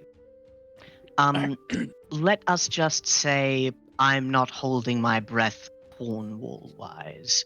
It is more in the terms of the alliance that was made not 4 months prior with the kings to the west. Yes. I'm sure I might be able to talk to some of them. I mean, I am within the Duchy Baron. of Cornwall. Baron Indeed of so. Axe. Yes. Baron of that. Baron of Axe. Maybe we call the Kingdom of Cornwall Crownwall. Because the king would have a crown, right? You should save on confusion. Perhaps we going can to the speak to the king? cartographers. Or are we talking going- to those of the Duchy? The Duchy, I The think, Duchy. but they're so close together too. It's really quite It's all confusing. Cornwall. Is it though? Technically, part of yeah. Part of the problem is that it isn't it? No, it is all Cornwall. It's It just was some Cornwall part of it is also until- Logres. The Duke took over. You Huh. know. Well, that's Cornwall silly. is the land mass, and it is also the culture. But there are two separate ruling things, one of which is over the sea. It's not There important was in this two case. separate ruling things. Now there is one. Fair enough. But he does not own all of Cornwall. Just Yes. the kingdom bit. Oh, I see. No, I don't think I've ever met the King of Cornwall. Perhaps we do not need to. I shall say this. I feel it is worth our time, because the only other worthy thing that we would be doing is, A, defending the land from Saxons, in which no progress has been made for 2 decades now, and moving north to hit Malahut directly, for which we do not have the men. Alternatively, solving your problem as well. Yes, that is a concern. Hopefully we can perform both tasks. I can't imagine either would take us too long out of our county. I haven't had an opportunity to really talk about that yet, have we? No, not yet. No, Should Perin, should I I'm- say I told you so, or should you? I am a man of great modesty, Florence, and I would never say such a thing to a friend of mine, especially after not he's suffered such a incident. Indeed. You're right. You're I should do it. I told you Hmm. so. And Sir Perin, you were not saying it very loudly. Thank you. I'm glad you noticed. I do accept that the two of you did warn me, and I was aware of the risks. Either way, we're going to help you out no matter what the situation. But we need to figure out a Right. plan that doesn't create more problems. It's going to create problems whatever way, but I Well, know let's damn solve well our we're going problems to before we create more. Yes, let's do that. I know Got in damn this place well in the we're first going to place. get more than 7 Librum from them. Between the four of us, I think we can figure out something that will not only succeed in satisfying your honor, Edrich, but also prevent them from ever thinking about doing such a thing again. Yes, but let's not make an enemy of Silchester while we're at it. I think It's perhaps possible. that line has been crossed. Indeed. I hope not as well. I have family in Silchester. But it would seem that Silchester is determined to make an enemy of us. Not the Duke. Duke has been friendly. No, Duke Ulfius is a very kind man. I care for him very deeply. Shit, I forgot that he was in charge of Silchester. We should Yeah. not be talking about this here. It's fine. Blaine's is here. We should not be talking about this here. Lanes is a punk. He I'm waves. coming for it. Just kidding. Hello. Oh, shit. Aye. Regardless, I thank the two of you for your support. Shall I speak to Cadfael on our behalves? Go right ahead. Already got my own plans for the rest of the night. Oh, ask him how that thing went for him. The thing in Heartland. That Thing thing? in Heartland. Yes, the thing in Heartland. Roderick sent him, Jaren, and someone else, I don't know who, off to Heartland for something. It was very hush-hush. Oh, I haven't heard anything from him about it. Hmm. He's been mostly away, In Heartland? Perhaps in Heartland. or just serving the prince in general. Haven't seen him much at the house, at least. Well, I'll see what I can gather. Okay. These eels are terrifying, but I shall return to my seat. We are at the top of round 3 now for Perin. All right, Perin's turn.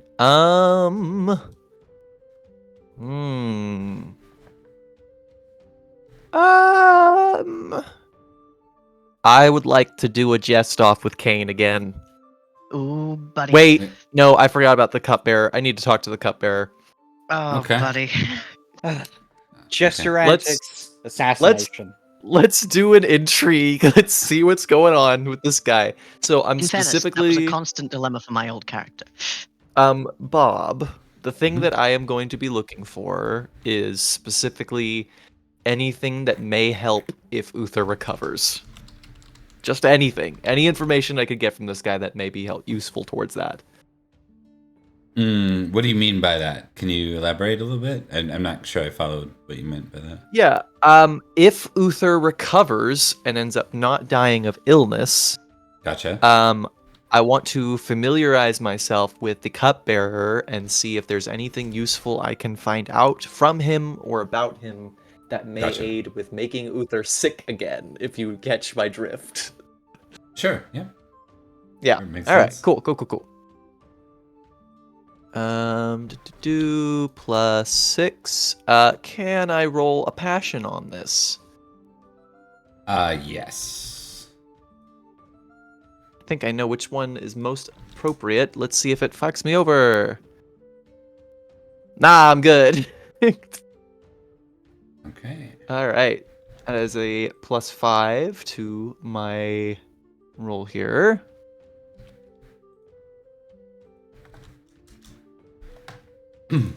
Man, I still didn't crit with that. That's with a plus 11. Upsetting. All right. Anyway. That's fair.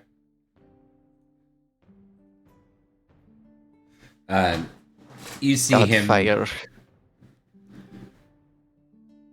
He's you can tell that he's like rather not proud. Like he stands out as being much more modest than many of the others you interact with, and his courtesy is like top notch. Like he's not in his armors right now.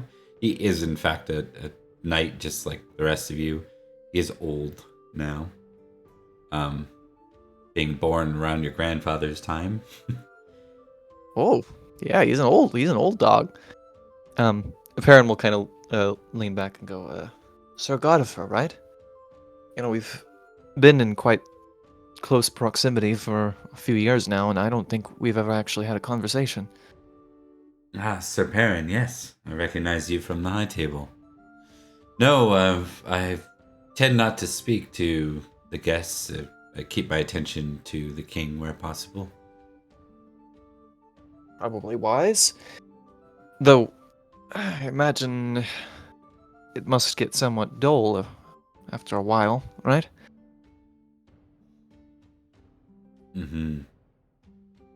Hmm. Well, you know, it's a lot of making sure that people understand what it's like to meet with the king. The protocol: kneel, speak only when spoken to, back out slowly. You know. Yes. And yet still some seem to forget it. But it always helps to have gore tricks around. Indeed, usually. But I suppose we're currently lacking our king as well. I imagine Gordrix is standing guard. Yes. He still stands as the king's bodyguard.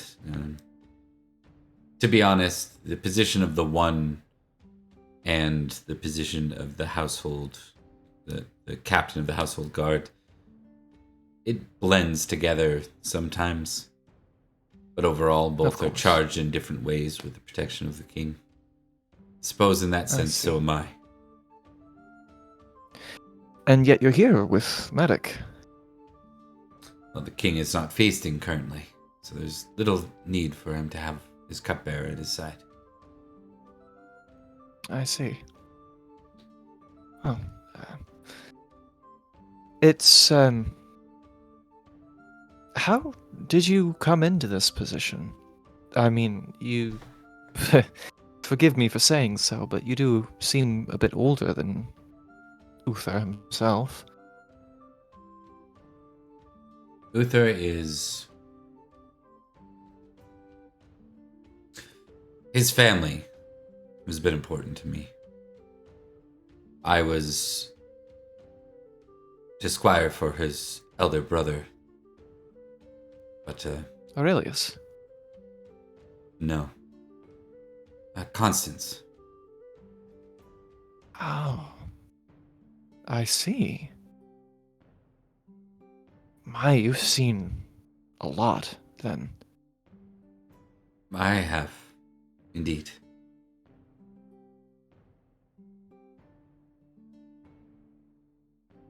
What do you think about all of this?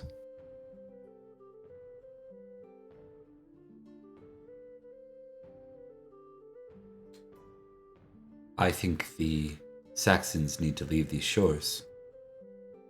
And I think we need a High King again. It was the place of Constance, and then it was the place of Aurelius. Now that honor falls to Uther. And should Uther fall, he nods to Madoc without saying it, to his rightful heir. Here, here. Well, for what it's worth, hope that your eyes may remain ever vigilant, and that you get to continue carrying on your duties for a long time still to come.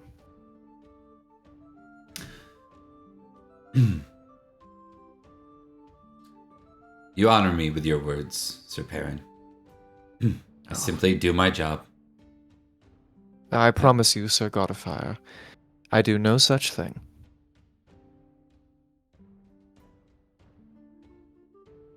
I think he's kind of a speak when spoken to guy, so I don't think he'll carry on unless you continue the conversation from there. Aaron's good with that for now. I got some deets. That's good. We're good. And that's another 3 for you, topping you off at 9 geniality. 9 for the first feast. Hell yeah. Florence, your final Florence round. is gonna do something weird. He's gonna approach Sir Blaine's. Uh-oh. Jeez. See how this goes. Oh yeah.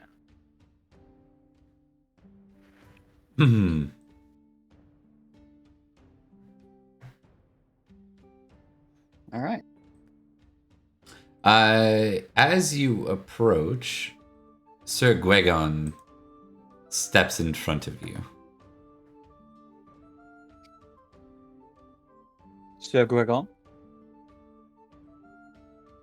Are you certain, Sir Florence, that this move is wise?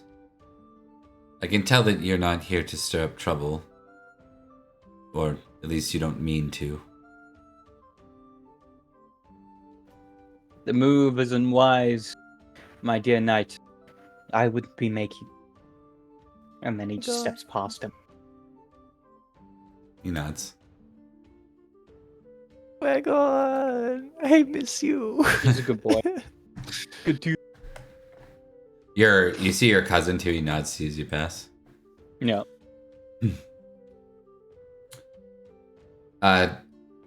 Lady Fleor.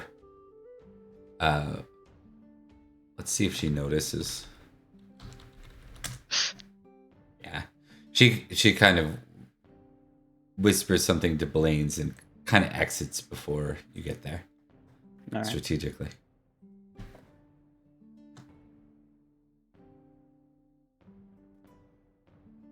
Upon which, Sir Florence approaches Sir Blaine's and goes, Sir Blaine, I hope you are enjoying the feast. It's been prepared for us by the prince. This is a nice feast, indeed. It's the first royal one where I've been able to really relax and look around the table and see all my friends and avoid glares. Indeed, it is a great sight. I did wish to come to you with a topic of conversation. Not simply just for an idle chat, but hopefully what will be a step forward in the right direction. You see, I was speaking to Sir Stavros. I believe it was him, at least. The Baron in Silchester. Yeah, Satirius, yes. Indeed. Yes. Emotions, who's not far away, by the way. Yeah. But not in Emotions. earshot. Yeah. He spoke to me about the importance of a unity between the county of Silchester and the county of Salisbury and the duchy of Silchester. An importance to put old rivalries aside and, other problematic stuff in times which we find ourselves with enemies on many of our borders. So it is with this, I would like to offer to you an apology. Is Florence being manipulative or sincere? He is being sincere to kind of give you an idea of what's happening. This is his hospitality passion taking over. Okay. Because it's at 20. Because when so Statuus came over and his wife came over and like, peace is the better option. That kind of activated Florence, where he's like, no, that's right. Okay. Sounds good. I will allow you to test courtesy with your... Not allow you. I'll get you to test courtesy, I think, with your geniality involved. Cool. I'm going to roll hospitality to add to this. Okay. Success. So courtesy +3 +10. I should note, not that it Fuck 'em up. comes up here, but there is a new house rule that Bob is implementing going Yes. forward regarding exalted passions. I'm not sure whether it'll apply to feasts or not. I have to figure that part out. It'll for sure apply to those like where we micro out for like a raid or a this or a that, but not necessarily for feast. And because there are a lot of mechanics like you only get to use it once, and if you know what I mean, there are a lot of very nice. So for example, Florence uses hospitality now. There is a negative in that he can't apply it to the next battle, kind of thing, right? Or the next round. I mean, right? Like, Yeah.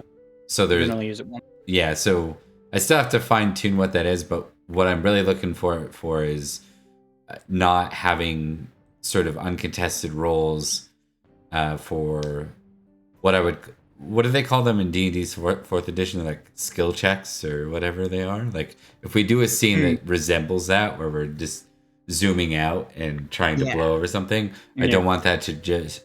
My options are don't allow passions, or allow passions but they're a contested role.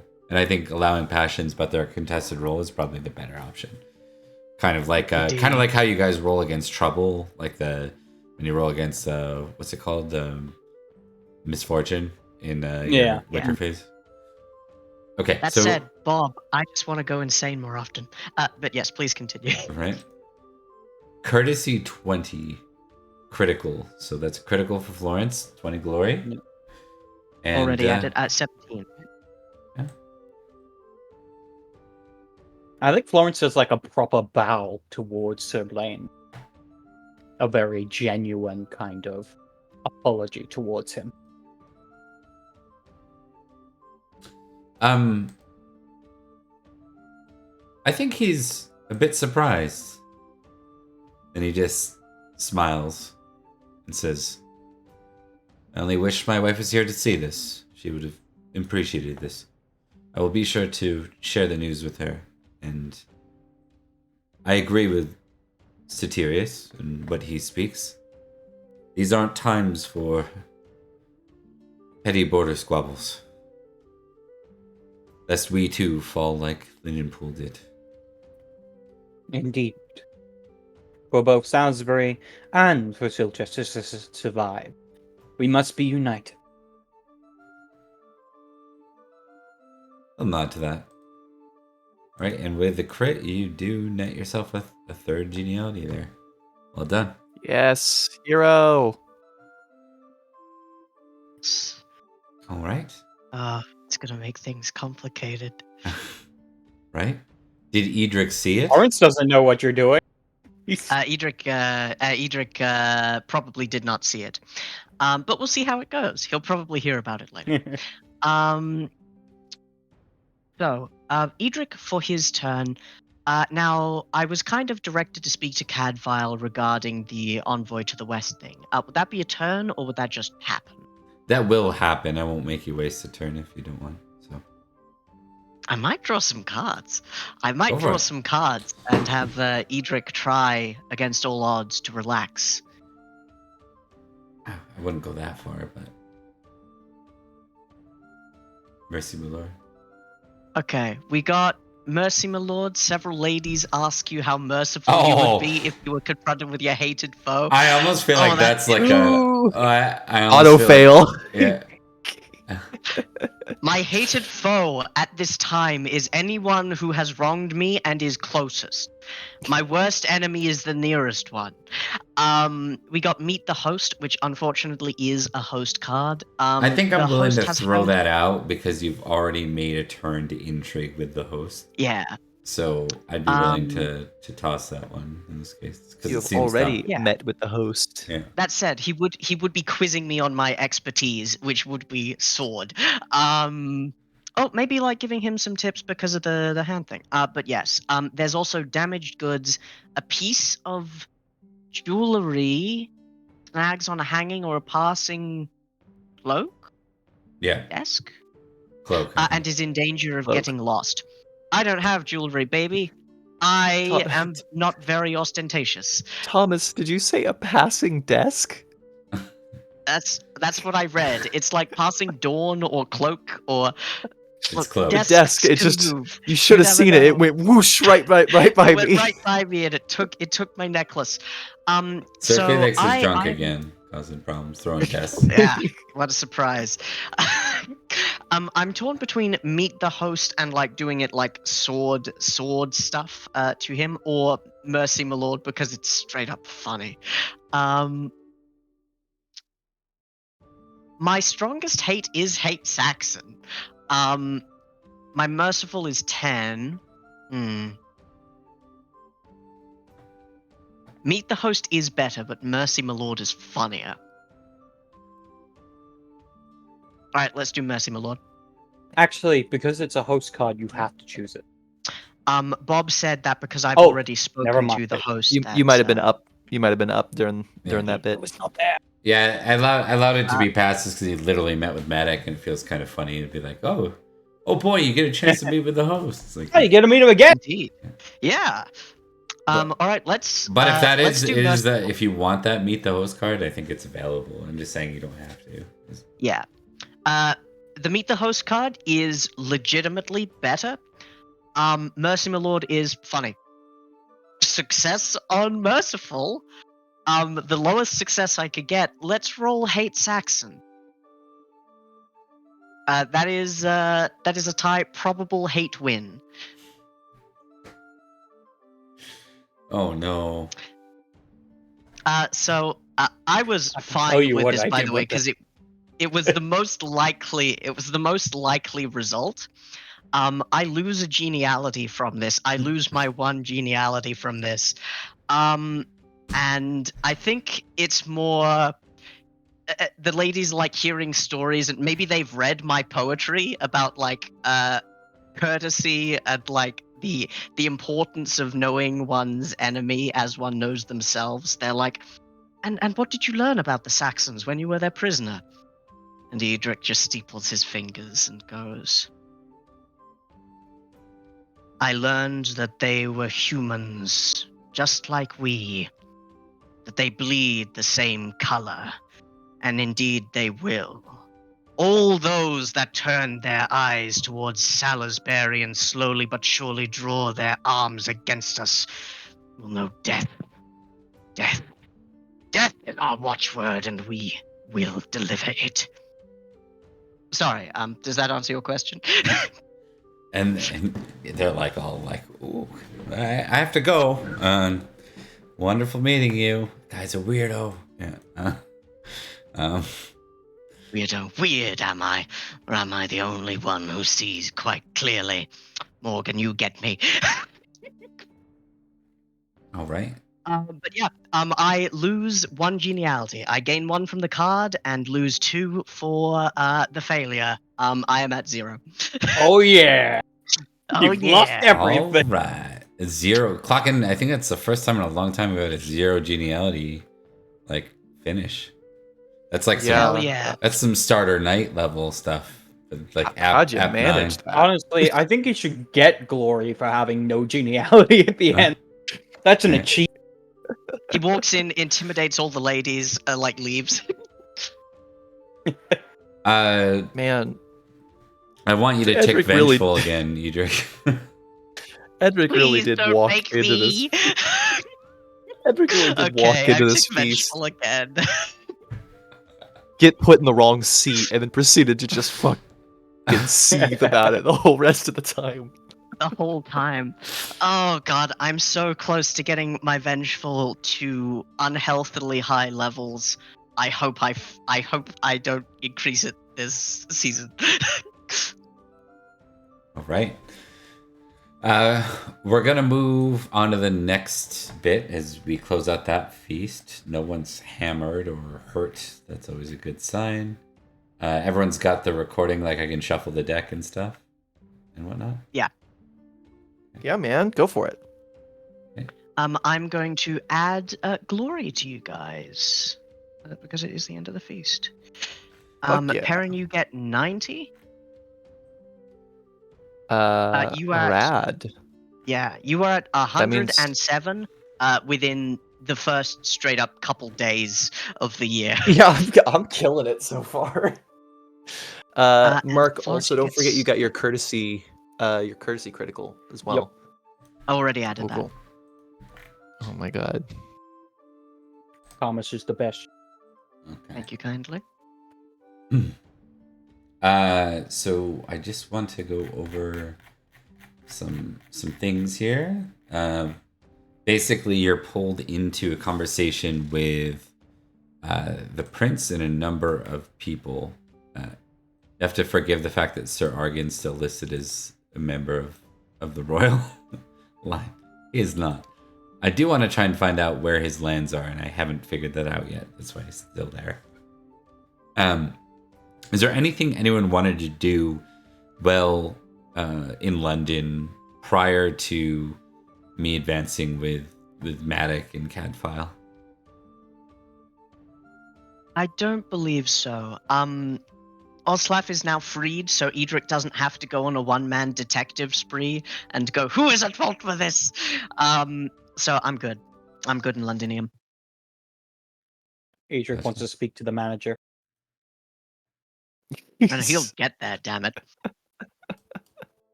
This is fun. I'm having a fun time. There we go. Okay, so you end up Silver meeting with a council of folks. Here's the council. Madoc is there. Council of folks. Cadfile's there. Let me just keep going through the list. 'Cause it's not everybody. Sir Rain's here. Sir Felix is here. Ooh.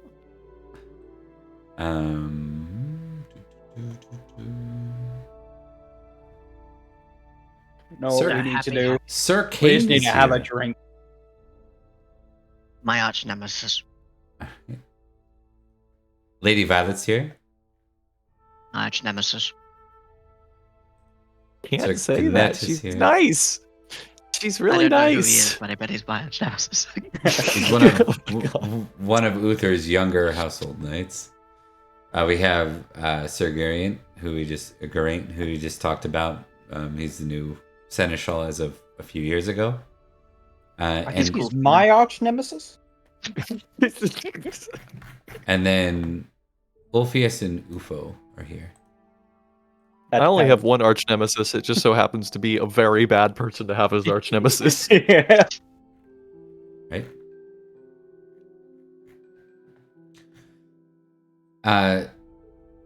So Madoc will kind of begin. Oh, I miss Sadnal. Sadnal's for sure here. So Madoc says,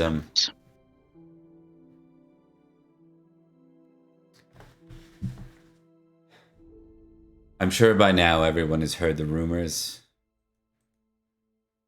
They know the state of our most north duchy.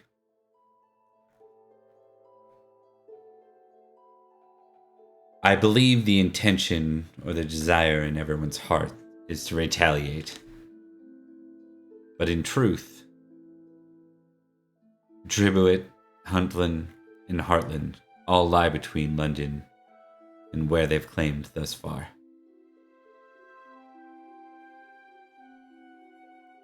Furthermore, should they march further into those regions, we would be able to strike at them from three sides. from the southeast, where our numbers are great, the south, in such areas as Salisbury, Cornwall, and Summerland, and from the west, though our western dukes have been less than responsive as of late. And I have a need for that to change. I need to know where our allies are, so that this year does not turn into the last. I would hate for them to march further south, for them to reach London, or even as far as St. Albans.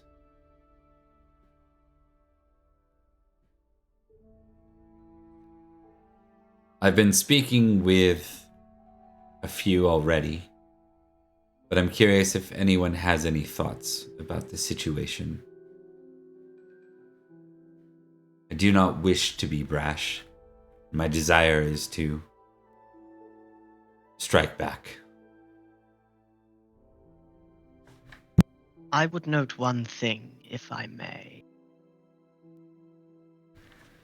The table is yours.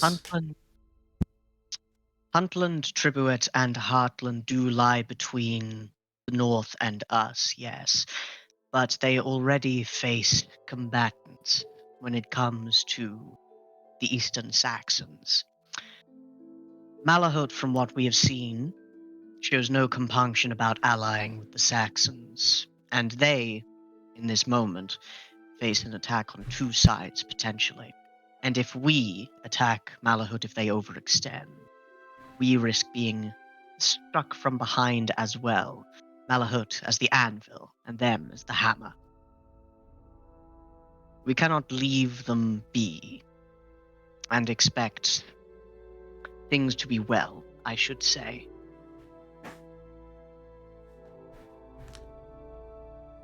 Valid points, and already recognized. We are in a difficult spot. One I don't feel we will be successful in without our western dukes and foreign kings at our side. I've met King Nanteleod a few times now, and I believe him to be, unlike King Harut, the betrayer, a noble and valorous king. And King Leodegrance is not as strong as some kings, but he is loyal. And I believe his word means a great deal to him. I spoke with my father as well. He brought an additional thought to my mind. There are other Western kings, ones we would not typically rely on. There's, of course, the King of Cornwall, King Idris. And there's King Canaan of Estragales. Out of character, where is Estragales? Estragales there it is South Wales, effectively. Or East Gotcha. Wales would be the better way to put it, but it is the southern part of East Wales. Or eastern part of South Wales, whatever way you want to put it. You know what? that bit Wales. I can do this, actually, and this shows it way better.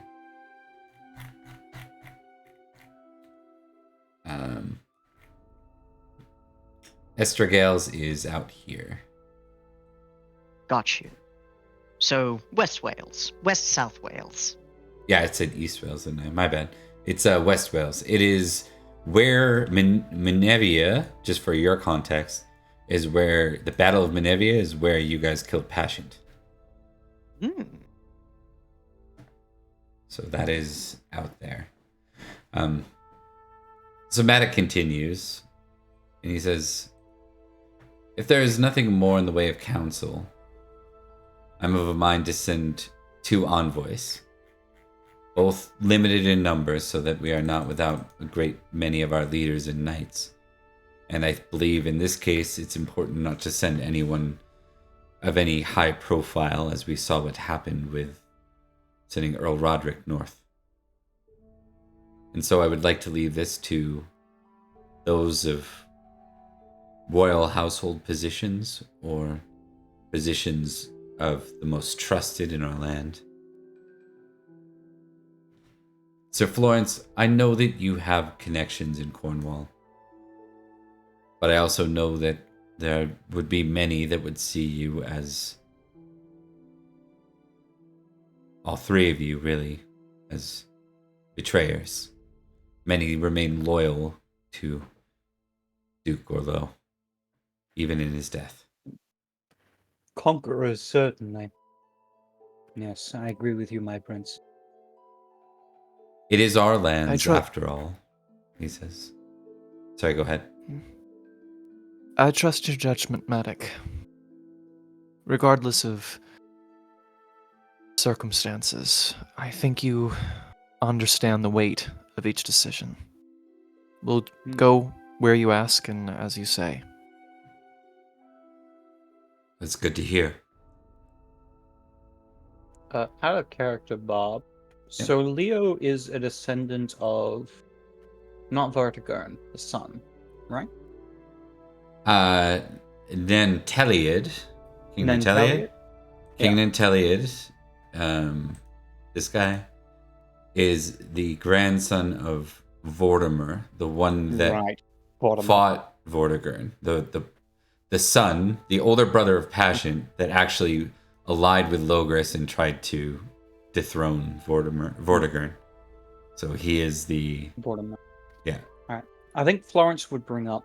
It is possible that I could have good standing with King Nanteleod. After all, my family has always been one that fought against Vortigern and fought with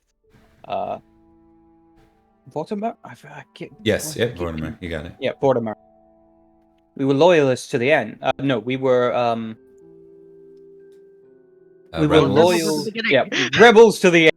No, that's not a good way to put it. But I think you get what I'm trying to say. Yeah. We were loyal to Logres to the end, as was Nanteleod's ancestor. Even my grandmother was a martyr for the cause. I think I might have some sway to him, or if not, be able to find it. Madoc nods. This is good. I think the Sword Knights would be best making their ways into the lands of Gales, into Cambria, and on the way, perhaps stopping by the Duchy of Glevum. I mean to know why Duke Eldol has not responded since the meeting. I know he's old. I want to be sure he's still alive. And for his family, whoever remains there, it would be good to be aware, with him getting up in age and all, what we're dealing with. I think it best to pair you with the right people, so I think Catfile should go. That much is clear. I'd like to too send Sir Rain with you.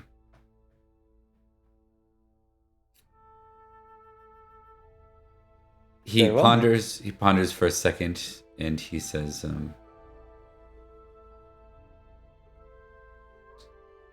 I might have forgot another guy, so I might have to abandon that plan. Give me a second here. Let me see if I drop the ball on that. I might have, but I might not. Out comes a guy called Schmerlin, and it's just this old guy got a with mustache. like a badly painted mustache. Yeah. Yeah, I think I heard that guy was caught and arrested and killed for stealing Arthur. I think there were a couple of Schmerlins that we found out there. Merlin. Wandering around. Schmerlin. Come on. I ate too many M&Ms and now I've got a headache. No. Oh, I'll take them. Make me feel better. No, I finished them. There's only shards left. Oh, he was there. Where the hell? I just don't see him on this list, but did I put him over here? I did. Okay. I like the peanut butter ones. He says, Sir Bricken as well. You have a barony out in Clarence, the county of Clarence. I think it would be wise then, given that. Perhaps you can assist us in better understanding your Duke's motivations and why he has not responded. Lady also like... Oh, sorry, you go. Lady Violet, I would like you to lead an envoy into Cornwall. You may select from my knights and my father's knights as necessary. I will merely send a rider for King Leodegrance. I believe he would not betray us.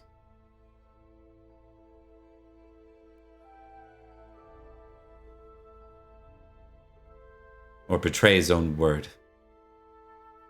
So for him, I will merely send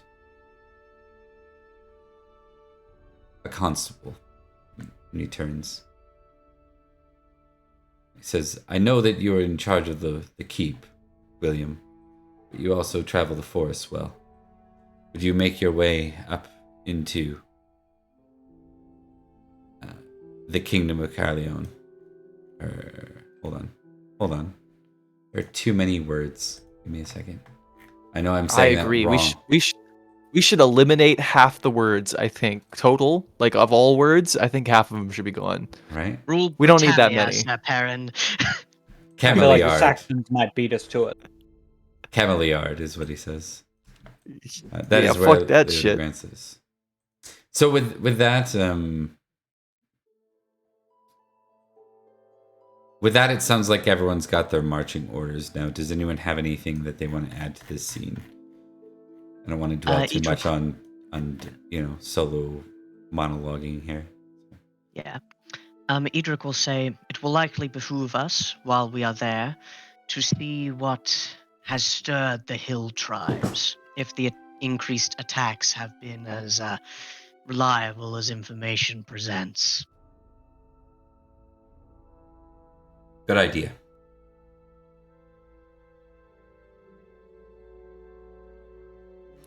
All right. So you have your marching orders. Anything anyone wants to add before we move forward? Not really. I'm good. Edrich doesn't have to meet with the king. He's got homage Uther 11. Yeah, I'm good too. Okay. Everyone's done what they need to do in London? Yeah. I think so. I don't really Perin, want do to you talk wanna to kill Uther the king? Pendragon. Yeah, but I think maybe Don't kill the king. I think maybe the angel might be doing that for me right now, so I don't Alright. need to worry about that too much. Don't get in the bloody kiln. Sir Oh. Ufo is also sent with you, by the way. Oh yeah. Ooh. So your folks are Catfile, Ufo, Felix, Happy is joining you guys. Fuck yeah. Rain, and then Reckon. and Bricken. And that is your, and then the three of you. So Florence and Bricken are barons. Everyone else has your roles. I think that generally, though, Florence, Perin, and Edrich are known as the social knights out of this group, so they will be looked for very heavily in these negotiations, if that makes sense. The rest are there for adding any context, because some of them have more local context, or they're being pushed into positions. Like Ufo is just here to gain experience, honestly. He's, We have That is- all of the social groups. We've got charm, persuasion, seduction, intimidate. all of them, yeah. All of them. Okay, let me just do this. We're gonna move into the next scene. Why don't you guys make your appearance rolls as we start off with another feast? Oh, hell yes! Appeal. I will appeal If you crit again. Perin, I swear to God. I've done it. I've You've done done it. it. And because this isn't a royal feast, you're not even above the salt. I No, wait, get sorry, to. You're not at the high table. I get to draw some cards. Yes. Right? Great. In a scene, we need to politicalize stuff. Nah, dude. We're just gonna have a good time and then leave and be like, they It got the would idea. be absurdly funny if we were all sent to be foreign dignitaries on this thing to this kingdom, and they look at Perin and they go, "You know what? Let's bring that one up here. Let's bring that. I want that one to sit up here with us. The others, they can sit in the I heard normal this spot. guy doesn't like the king. Bring him up. We also don't like the king. They'll have a lot in common." Oh So, man. Perrin, what have you heard from the foreign dignitaries? Well, they're cool. I bet we should ally with them. Yeah, Against who? they said they're Oh, gonna right. ally with us. No, that's They said they're gonna ally with us, but only on the condition that I get to be the cupbearer, but only temporarily. Only when Uther gets back. Otherwise, I'm not the Only- cupbearer for some reason. Only when Uther gets back, but also like I'll be like cupbearer. That way, like if like Uther were to be poisoned, they could point to the other guy and be like, "He did it," like Highly specific. yeah. It was a weird request, but you know what? I gotta respect it. Honestly, they know what they want.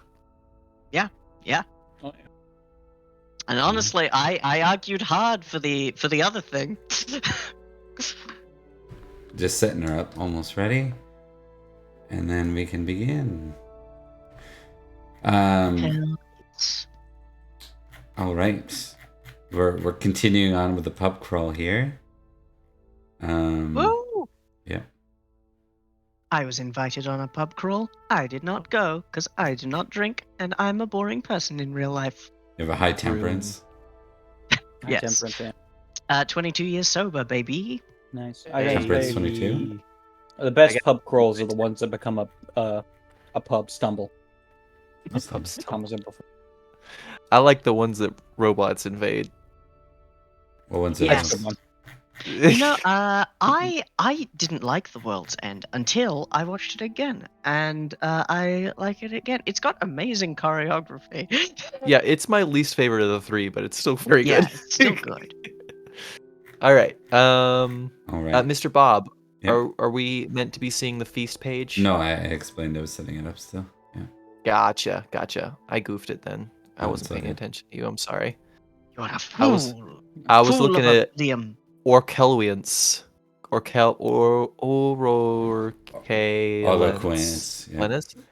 Eloquence. Autoquerence. Eloquence, I think. Yeah, I don't know.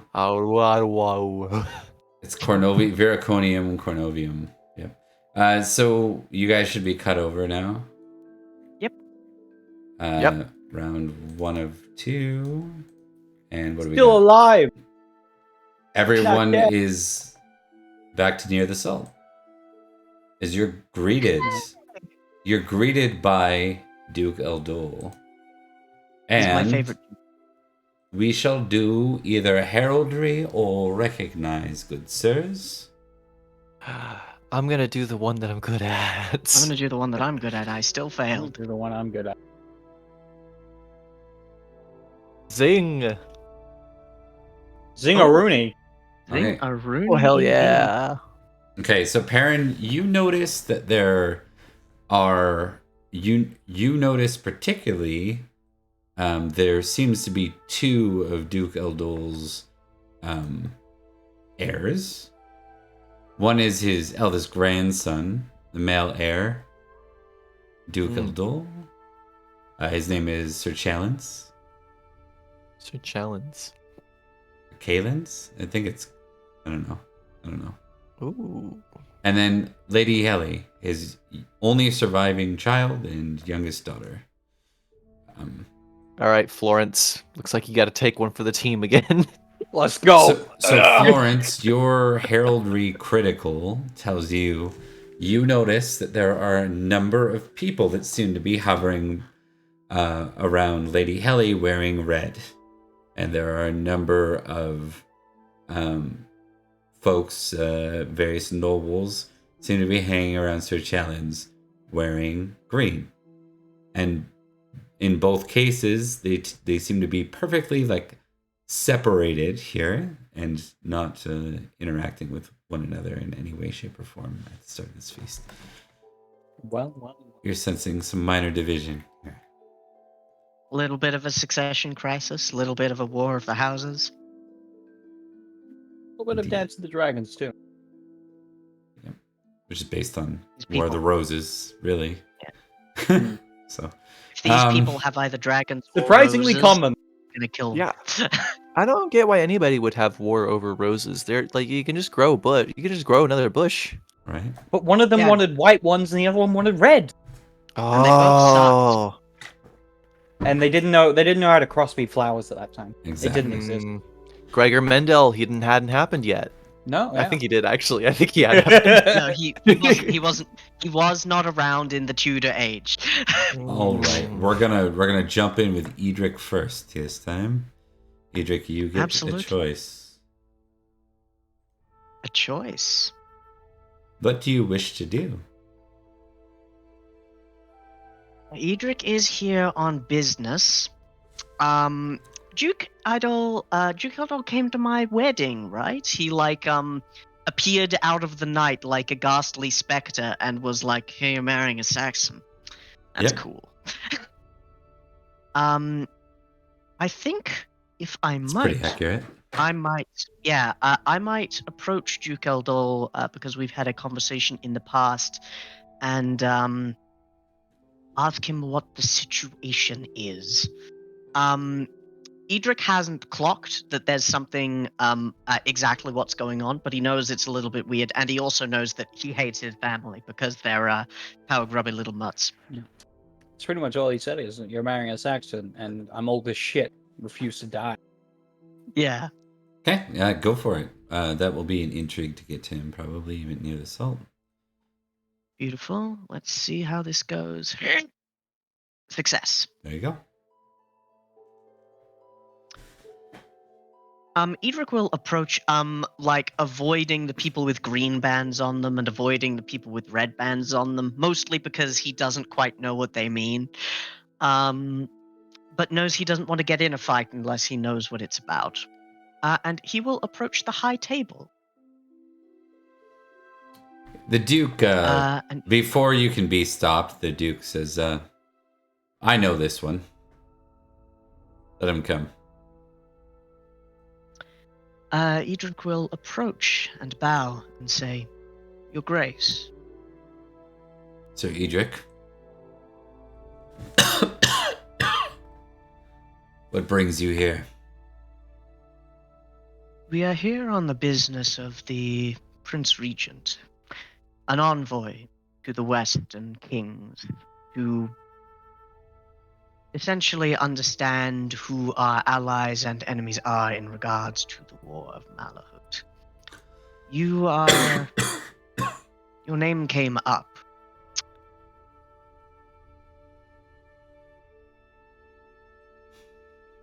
Is all well? I sense tension in the household, and from what we have spoken of, well...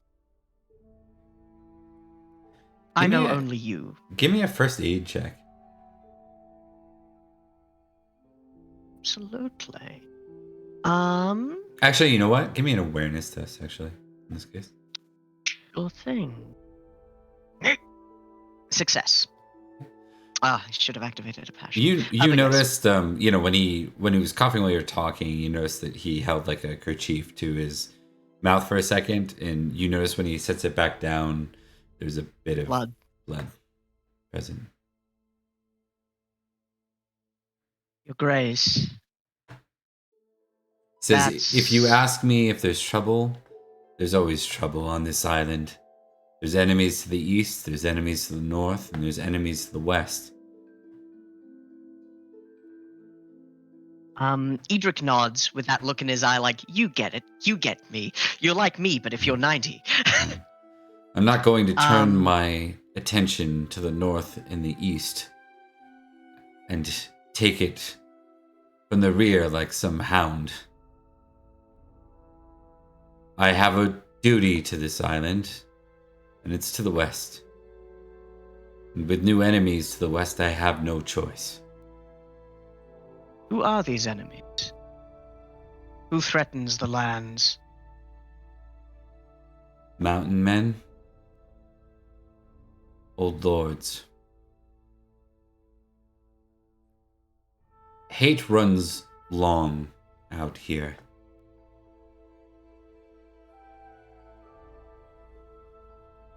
We have heard tale of the hill tribes growing, if not more ferocious, then certainly more bold in their actions.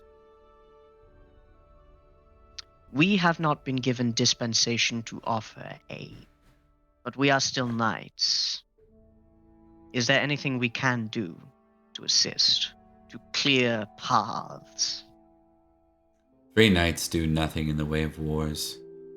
You should know that by now. War is one thing, safety another. We are under threat. True, but nothing that I fear. It is not the internal threat, the external threat that bothers me.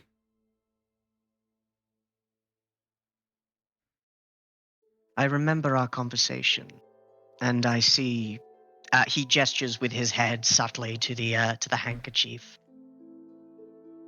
That not all is well here. I've survived I this sense- long. Don't mean to die now. I believe you. I sense tension here, this place. It is not something that should be in a home.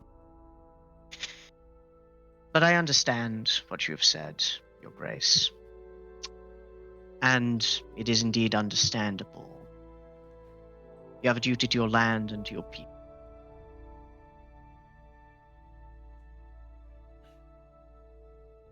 I do.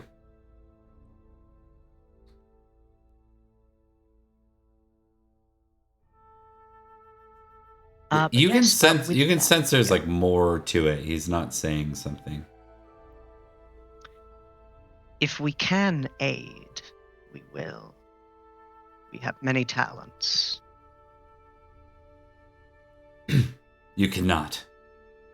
But for now, do I understand it correctly that you intend to go to Escavalon and then on to Estragales? You do. Then please take my daughter and grandson with you. They can act as diplomats in my place. Our people are well versed with Gales, Cambria in general. That would be good. Shall I break the news to them, or will they go? I will announce it. Thank you, Your Grace.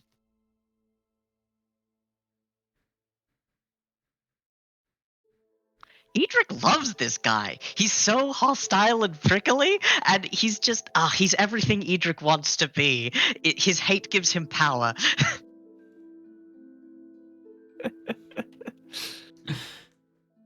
All right, we're gonna go to Florence next. All right. Florence is gonna do what he does best and fuck shit up. Just throw some cards. See it? Hell yeah. Yes. Ooh, God shines upon you. More drink. And finally, drunken loud. Gee, I wonder who that is. Oh. God shine upon you, so nice. Yeah, I'm gonna use God shines upon you. Okay. Well, you do +5 to all courtesy, dancing, and flirting roll. So you'll get to use that once, but you also get, what, 3 glory this round just for having the card too? Yeah. Well, Indeed. yes. 1 Uh, for near the Looking at salt one and from 2 for the DM. card. I get to use the card, but every time I use it, I have to roll spiritual, and if I fail, I have to discard it. And it's only a 2-rounder. But this round, the card's worth 2, and you get +1 for near assault. So you're already making headway here. So. And if you roll any of those next time, you get a +1 to geniality anyway. Yeah. All right. Florence, it's your go. No. Perin, it's your go. Perin. Yes. All right. I'm gonna draw some cards. I'm gonna draw some cards. 2-round feast. I can waste one on card. Let's take this opportunity. So I have 5,000 glory. It's still 3 cards. Yes. 3 cards. Yeah. Yeah, 3 cards. Bam. An ideal wife. Uh-oh. A host passes by. And a loan, which I can't do because both the others are host cards. Oh my god, can you imagine getting embroiled in this weird succession crisis? I feel like an ideal wife. The host or your lord, if present, introduces you to an eligible lady he think would make an ideal wife. If I am married, you recommend a fellow player knight. All of them are married. If you do, give this card to them and tick generous. A host passes by. The host comes by and speaks with you about a topic dear to your heart. Choose your strongest passion. Uh-oh. Is this Uther? Is this Uther? Your strongest passion cannot be hate Uther, is it? My strongest passion is hate Uther. Oh my god. Yeah. You gotta. I have pick to. it. Yes, I'm going to take a host passes by, please. Okay. Everyone at the critical success, everyone at the table is impressed. Nah, you really hate that guy. This is gonna be so fucked up. Okay, I gotta figure out how I want to do this. Okay, I think I know how I can swing this. Okay. This is gonna Alright, be you wanna set- Eldol, I think, at this point. Yeah. He's just coming around with no. consumption going, "Pah, I hate someone so much it gives you power. Yes. Oh man. This is amazing. Okay, do you want to introduce it and I'll roll partway through? Yeah. Or do you want me to roll now? So we can know how this goes. I can introduce it. Like, I think Alright. he's after a while, because we forgot to check the feast. Oh, almond again, fruit and salmon pie and roast larks. That's actually a better feast. I'm going to Glevum from now on. Popular Fruit year and for the salmon? almonds. I think fruit and Would salmon you eat tastes fruit okay. and salmon? Yeah. Well, I mean, not on they- top of each other. Yeah, not on top of each other. They pair okay together. Actually, I think maybe like a good like roasted apple would actually be kind of good with salmon. Yeah, definitely. I can say Like an salmon and apple berries tart? too. Yeah, salmon. Yeah, salmon and berries could do it. A raspberry salmon. Lemons. Lemon goes well with salmon. Lemon is a That's fruit. true. That's true. Mm. Doubt we have what lemon about here, though. That's true. What? I'm trying, Bob. I'm trying. Star fruit, so close. That's a shape. Coconuts. Coconuts. Coconut is a mammal. Swallow gay. Okay, so what was that? What was the question? Oh, he comes up, I think, and he is moving around, and he's like, "Which one is leading this envoy? Is it you, Sir Perin? Right, Durnford?" I wouldn't say I'm leading the envoy, but I do represent the Sword of Victory here, yes. You're one of Madoc's knights, are you not? I sit on his war council as well. I remember seeing you at the meeting of the warlords Yes, last year. I believe you and I have met once before as well, but it was some time ago, and I was not nearly as notable at the time. Maybe so. You've gained quite a bit of recognition as one of Uther's sword knights. That I have. Everything that I owe to the Knights of Salisbury, to Count Rhodri, and to the greater Logres for giving me the direction and the opportunity I need to serve it effectively. And to King Uther. So I'm gonna roll something real fast. Well put. Well put. Well put. Perin kind of so the last time that he had to talk about Uther, last time he overheard people talking about Uther, he flipped a table and left. So I think that's still sitting on him a little bit. And he smiles and he goes, I think, may I make an assumption about you, Duke Edel? I get the impression you're the kind of man who appreciates honesty, real honesty. I do. I think that Madoc is going to be a very fine king should Uther Pendragon not survive his illness. And I think that the reason we have Madoc on the throne right now as regent is because Uther's folly, and he uses those words specifically, Uther's folly has caught up to him.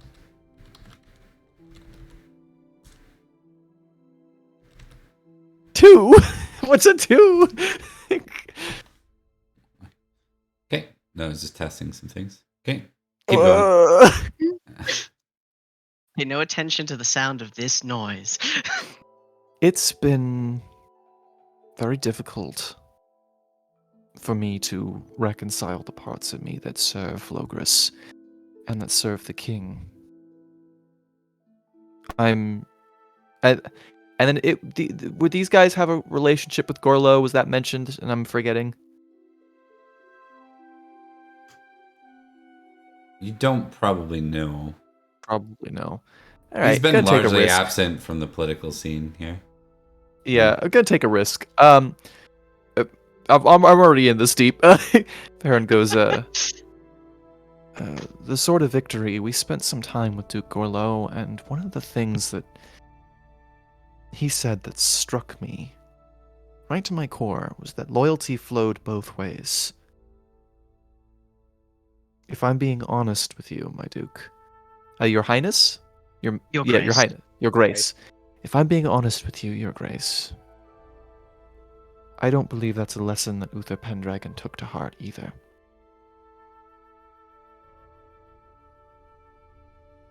These were words that Duke Gorlo spoke. Is that it? Aye. For all Gorlo's faults, I think there was much wisdom in that.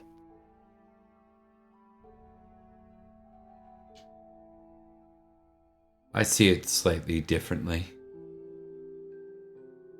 I think Gorlo said what he wanted to say. I think he loved his people. Any good duke should. To say it out loud so boastfully just makes you look like a fool. Like I a agree. knight claiming that they take care of their horse. No one's gonna praise you for that. You just should do it. I agree. And in the end, Gorlo made a decision to oppose Uther Pendragon, and it got great many people killed. Regardless of whether or not he was justified for that, I do think it was foolish.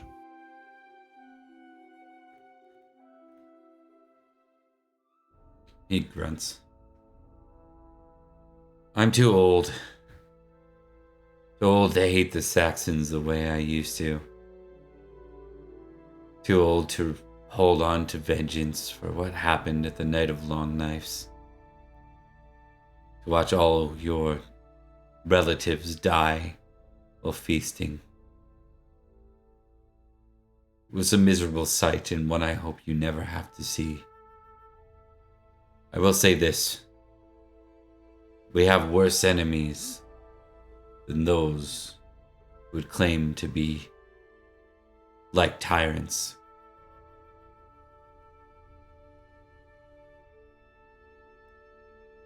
But our king is wounded, and his son shows promise.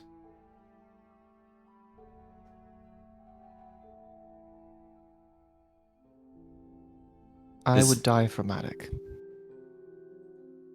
If he asked me to. I'm uncertain if I would do the same for Uther. Well put. And then we'll leave it like that's kind of where you won't elaborate on that because that's getting into nobody wants to talk more on that. He does have courtesy 10 despite his bluntness. So Hey. I like him so much. I want him to live forever, but I know he can't. Just how this is all set up, I'm like, yeah, he's gonna die. It's gonna be Yeah. tragic, and he's gonna die. He's gonna die today. He's gonna die at the end of this feast. He's coughing up blood as we speak. Modern medicine's not that Yeah. great right now.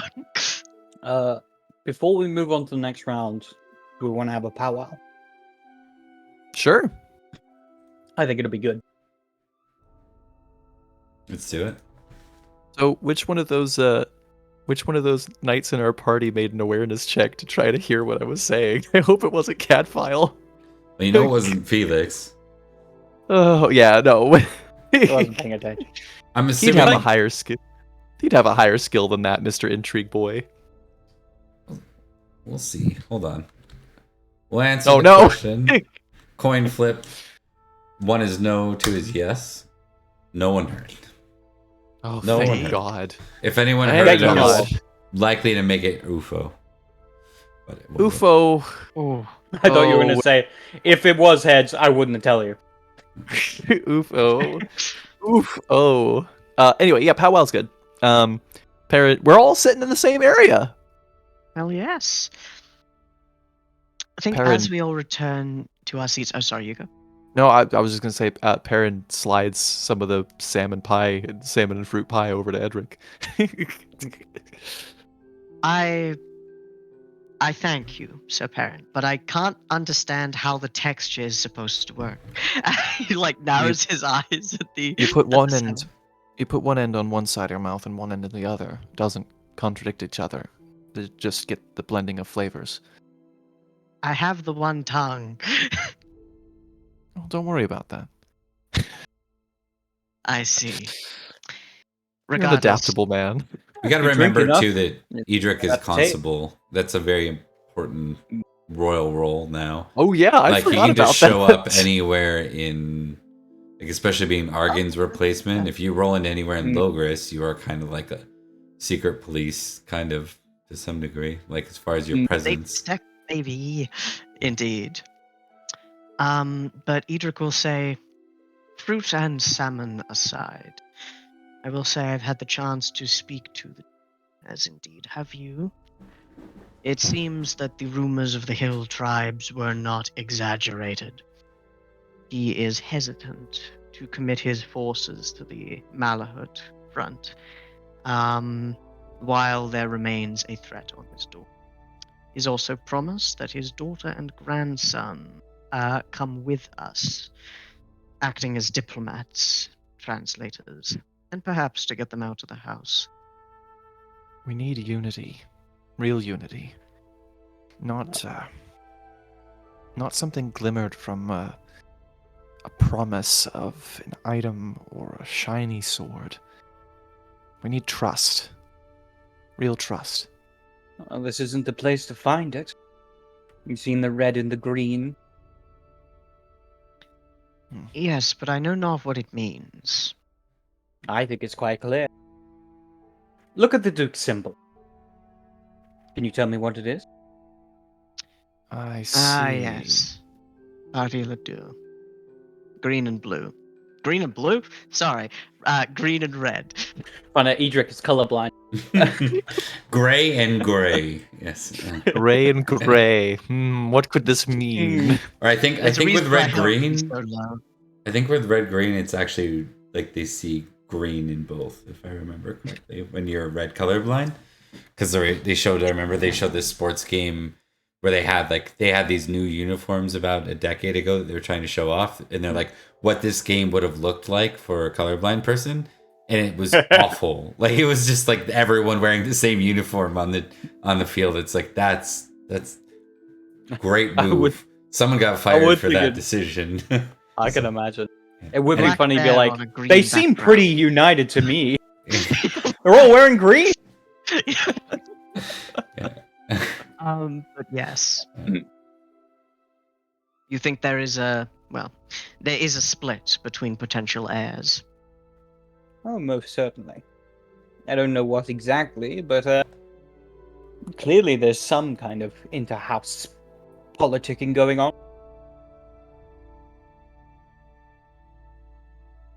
The Duke doesn't have long for this world. He's held on far longer than most. But still. He is One not of- well. You can smell blood on his breath. As in, make it to winter, not well, or could fall at any moment, not well. He's 96, Sir Florence. He's Could be at any moment. 96? My god, you think he'd be bones by now?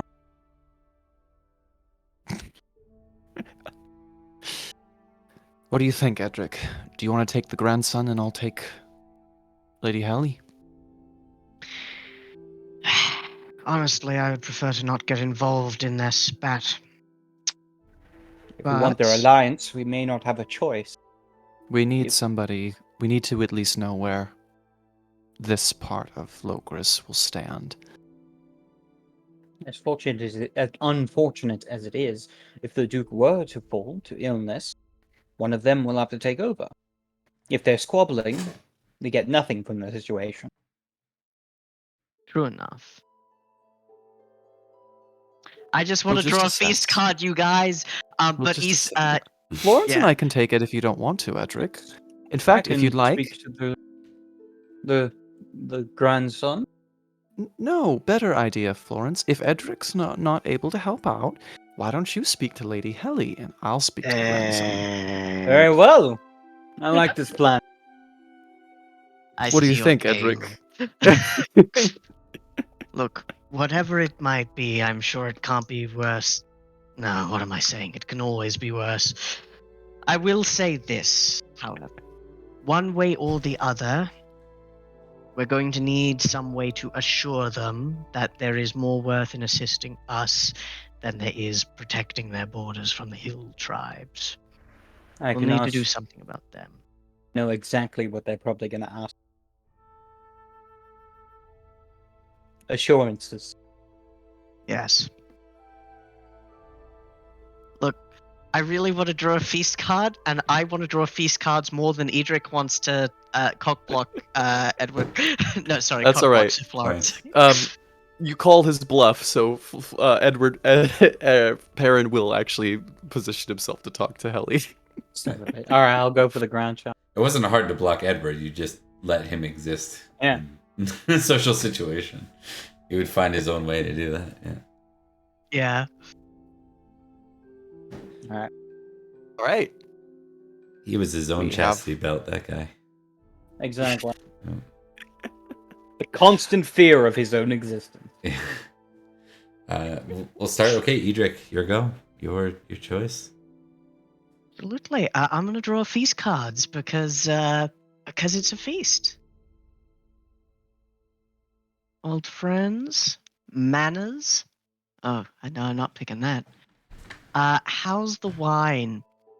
I think old friends might fit. I think because Duke Idol is a very venerable man, and it would make sense that an older knight who was a friend of your father would tell me some good stories. maybe there's one of the people in the factions who's like also pushing 70 was like, ha! I knew your father when he was but a lad. I remember the trouble he would get into, like treason. Right? I don't think did your father do treason? I can't remember. No. No, you were loyal. We were loyalists. loyalists. We were loyalists all the way. We were so much of loyalists that my grandfather, who was very much in the Gortrix vein, saw him sending off all of the disloyal people to a foreign shore to die in a war, and went, "Can I go with them? It sounds glorious." And then went along and came back with glory. Yeah. And to be fair, there were like quite a few that were pardoned. I think the idea of supporting your High King till he falls is not necessarily seen as dishonorable, right? So Vortigern gets the pass. Anyone who was loyal to the Saxons kind of didn't get the pass for some reason. Oh, yeah, straight up. Well, because the Saxons betrayed Vortigern. Yeah, exactly. Okay, so was that old friend then? Is that old friends? Yeah, testing old friends. I'm gonna roll love of family. will be And right we'll back. see how it goes. That is a success. 420. 420 blaze it. He pulls up like a toque, and we puff pass. But yes, on a success, the knight would ask to stay at my estate a while and reminisce. And if I accept his offer, I've got to pay 3 librum a year for 1d6 years. I get +2 geniality. I tick love, family, and hospitality, and support this knight while he stays with me. That'd be nice to have an extra knight. Yeah, that's interesting. Let's see who this guy is. Yeah. Older knight. So it's an older knight. So we'll say he's 40 plus 58 years old. Oh. And he is... Nearly dead. Okay. This guy is so good at gaming. This Holy guy is shit. so energetic, so vengeful, and afraid of animals. Yeah. Wait, So, a be it particular creatures, is creature. that- No, it'd be a Which particular. creature? Is it the rabbit of Cannabog? No, it's probably a fae if he's from Laverstock, to be honest. Oh, he's gonna fit right in. He's gonna go. This is... Where the hell's Burgundia? Burgundia. I don't know where that is. I don't know. Not Burgundy? Probably old. I need to update some of these, but because they had like the old names. I'm gonna see if I can find it. Burgundians are a German tribe. Nah, that doesn't make sense. He's gonna be from Laverstock, so he's from Salisbury originally. That's the idea. So he's like a second house of Laverstock. Don't we have a big Laverstock character? I feel like we do. I feel like Laverstock. I'm sure we do. One of the ones. Laverstock came up. Yeah. Let me just. I just want to see. Was Like it Sir Kenrick? I think it might be Sir Albans. Let's see. Yep. It's this guy's like Yeah. second cousin kind of thing. And so this guy is a household knight in Glauca. Like he's not, he's where you guys are now. That's why you've never met him. Like he's not really a Salisbury knight, even though he's from Salisbury. Indeed. But yeah, definitely. Edrich did not actually know his father too well, considering how young he was when he died. Right. But it is great to hear stories about the man he was. Because he's heard war stories, of course, especially from his uncle who's now dead and his other uncle who's now also dead. How old was your father? Or what year? Do you remember what year your father was born? Let me quickly check. Let me open the I don't want to Winterbourne spend Stoke too much time here, map. but I got a thought.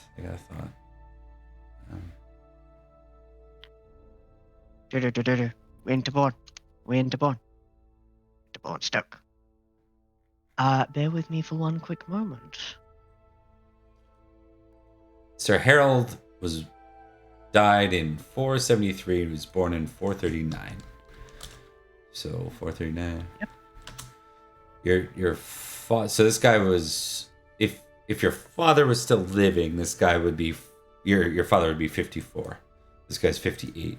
So I think what I'm gonna say is this guy was the sire of your father. Like Oh, that's so good. Yeah, that makes a lot of sense, right? Like your father squired for him, kind of thing.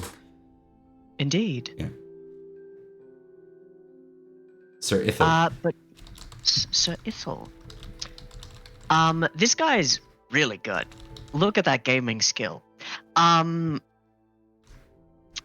yes, Edrich is very happy to put him up in his household, not least of which because it is very good to have an extra knight around the place, to reminisce and put him up, essentially. Okay. All right, so I get you 4 geniality this round.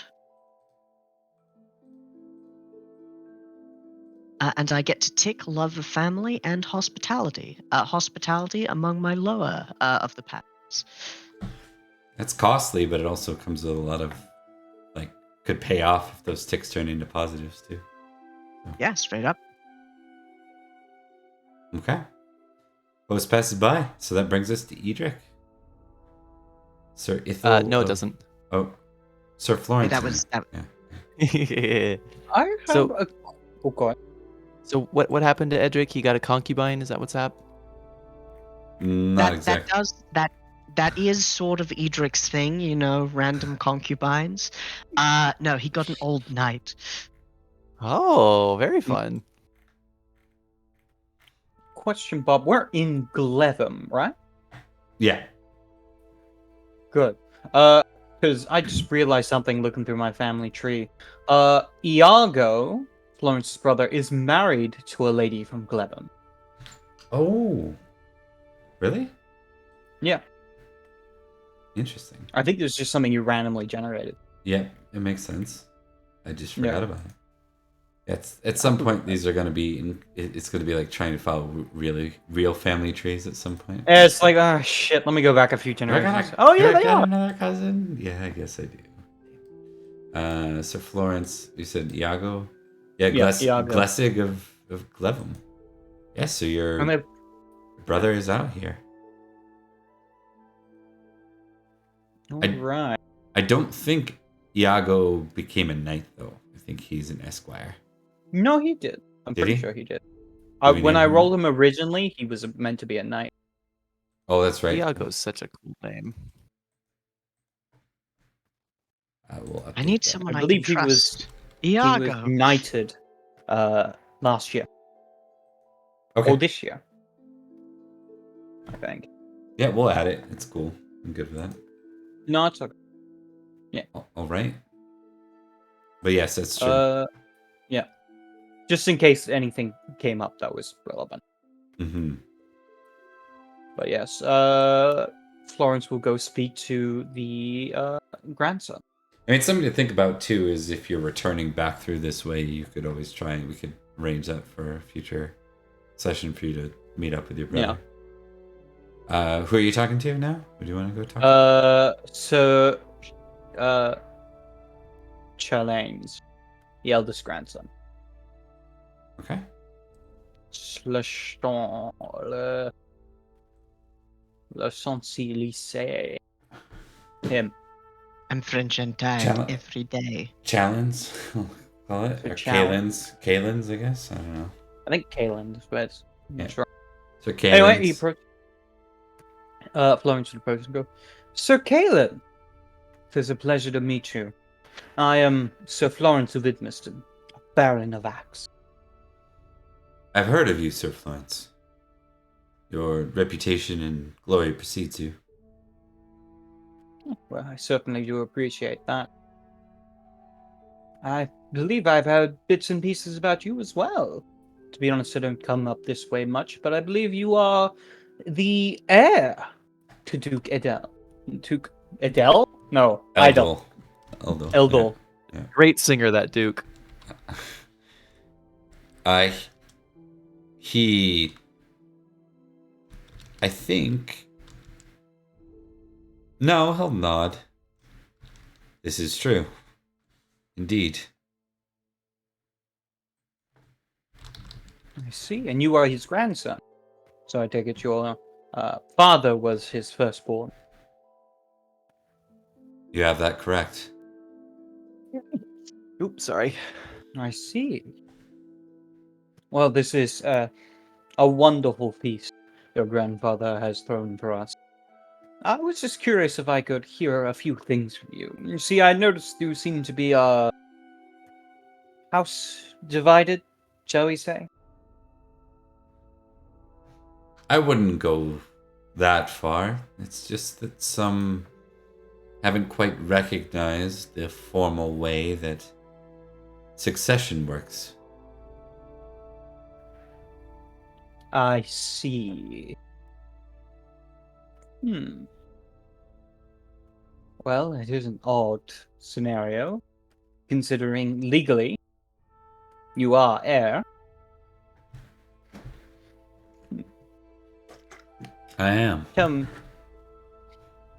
me, did this start from anywhere in particular, or is this just some kind of general disagreement on the way of things?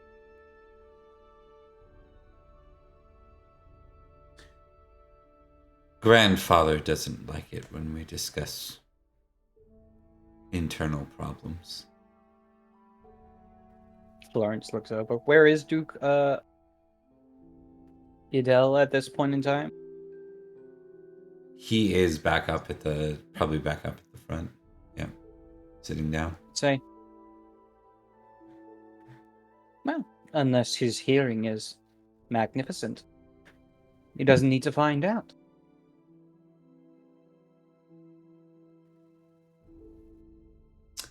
You can do intrigue, I think, to persuade him.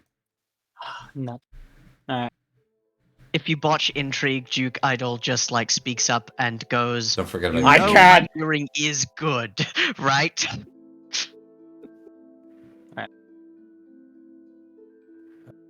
Through geniality. This is important, so I'm going to activate hospitality. I trying might to be figure deaf out in one what ear, the but the fuck's other going ear on. can hear God. Also, Flash he your really wants the enemies situation to be to fixed. see them driven before you, to hear the lamentation of their women. Success. Success. Intrigue plus 10 plus 3. Plus 13. 13. Ooh, that's a low roll. That's 10. Higher than him. Alright. He looks over, kind of across the way, with a bit of a glare, and just says,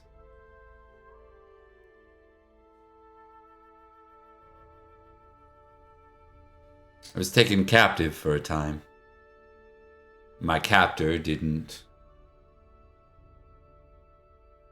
bother to notify my family for ransom at first. Left enough time for some to believe I was dead, and for those pretenders to arise and try and claim my role. Of course, I was a squire then, but I've been knighted since. And any who doubt me now, well, they're fools. I see. Well then. I wish you well in your righteous quest for your true position. Of course, it is not my business to get involved in other families' politics. But if you were heir, would you support the prince in his righteous defense against the Saxon invaders from the north and from Malahart? Prince Madoc? Of course. I would I'm bleed glad to with hear. him and for him. I'm glad to hear it. I think at which point. Yeah. I think Florence, with a smile, is going to do something. I imagine he would have brought a Stab cloak him. with him. What's that? Did I misread that? I imagine Florence would have brought a cloak with him. Just as part of the... Sure, yeah. That's Yeah. fair. I'm gonna say he goes over to pick up his cloak and puts it on, and we'll say that it's green. Ooh. And he would just look over to Sir Perin and to Sir Edrich with a Okay. safe bet.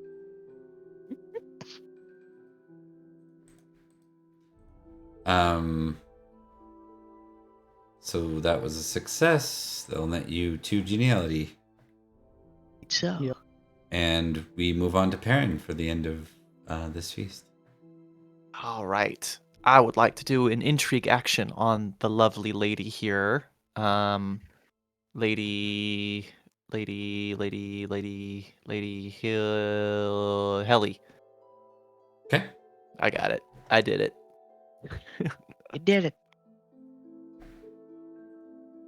Let's see, I got +2 geniality. Do I get my hate Uther passion from the last round? No, because you no. weren't impassioned No, by it. Yeah.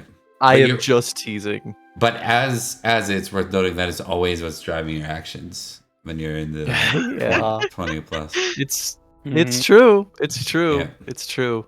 I would kill that old man and have him take the blame for my crimes. I really would. Anyway. What I get? I got a Discord notification in the way. Oh, there it is. Not a super high success. But a success nonetheless. It's the Law by Night server, wasn't it? It was not. I have Oh, that no. muted. Damn it, I got the Lord by Night one. Yeah. Shout out to Lord by Night. Apparently, we're all Shout out to involved. Lord by Night. Accidental shout out. They Well, got, we love they got, Law by Night. We love We it. do, got- yeah. It just Yeah, wasn't. great. Yeah.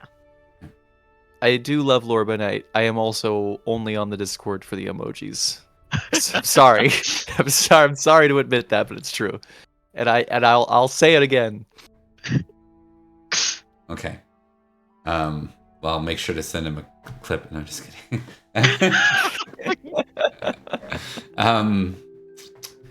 So, okay. So let's play this out. Okay. Perin makes his way up to Lady Helly and goes, Lady Helly, I presume. You presume correct. You are Perin of Durnford. right. Durnford. Hmm. Well met, Sir Perin. Well met. I've had the pleasant company of the Duke before, but I'm not sure I've met you before. You're his... She snorts at that. Come now. No one refers to my father as pleasant. I think he is. There's a... A brave, strong, glorified duke. Yes, indeed. A war hero. Next I know I'll hear a story about him riding on clouds and firing thunder and lightning from his eyes, but Given what he has accomplished, I wouldn't be too surprised. it's true. No. I do mean what I said. I've spent the last several years in various political landscapes in Logres.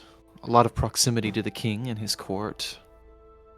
And I've seen a great deal of sharp-toothed grins, if you understand what I'm saying. Oh, goodness. Sorry, my cat just climbed into my lap, and it was very Aw. sweet. He's very warm. Sorry, I was very distracted No, by you're good. this. He goes, I've spent a lot of I've been in proximity of a lot of sharp-toothed grins. It's refreshing to see somebody so earnest. He's strong, you're right, rough around the edges. But I trust he means what he says. That's far more than I can get out of many people.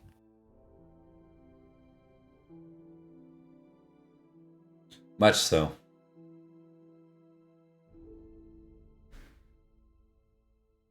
May I take a page out of his book for you? By all means. she's not like me. He goes, he looks as if it won't be long before succession will need to be figured. You seem to be in the strongest position, but officially, as he has a living male heir, the title would not go to you, would it? I suppose that depends. On? The legitimacy of the grandchild. I see. And should this legitimacy be disproven, then it would go to you. It would go to the last child of the Duke, yes. All that remains of a line.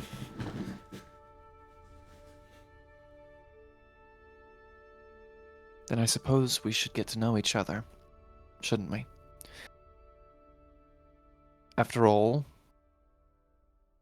Logres is in a very troubled state right now. Things are deeply complicated by matters like this.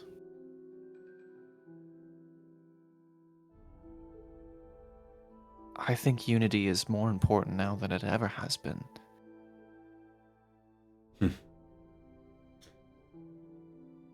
I would agree. If things were so easy. I care much about this duchy. Seeing it in the wrong hands is not something I'm willing to do. Very interesting choice of words. The wrong hands. Say, hypothetically, it did fall into the wrong hands. What do you think this land would look like?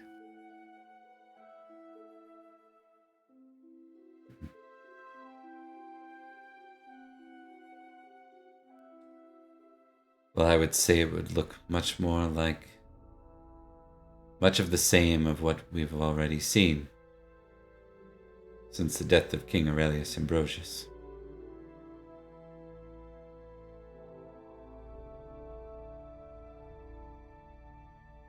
And should fortune be on your side, how might it look different? Presenting strength is important, but so is understanding the nature of your enemies as much as your friends. Negotiations must be sought, even if they can't be claimed. We spend all our time fighting mountain men and western boogeymen.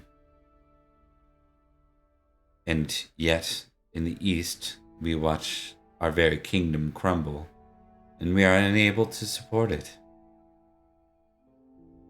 I do not question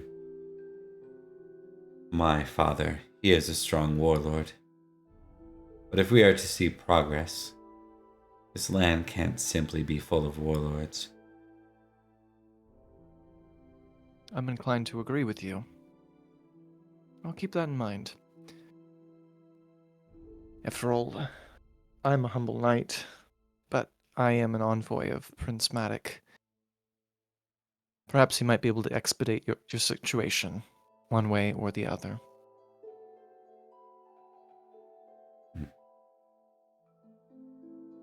Perhaps we shall see.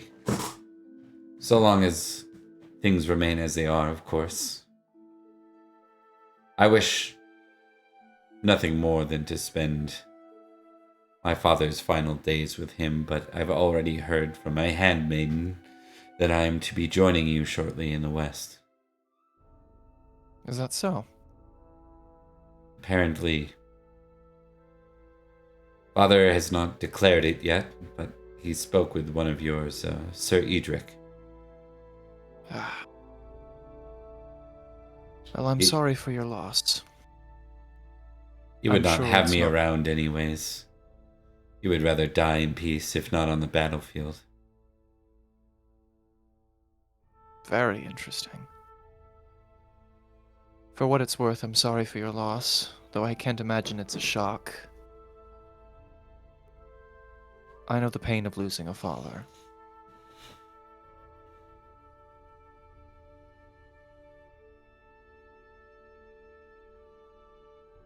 I imagine we'll have plenty of time to get to know one another on the rest of this journey. But for now, I should finish to my duties here. Of course. And Perin will waddle off. Waddle, waddle. Wada wada wada. And he Waddle, waddled waddle, away. Waddle, waddle. Waddle, waddle. All right, to genealogy. So we finished that feast with 3, 4, 5, 6, 5, and 4, respectively. And with that, Sir Eldol says,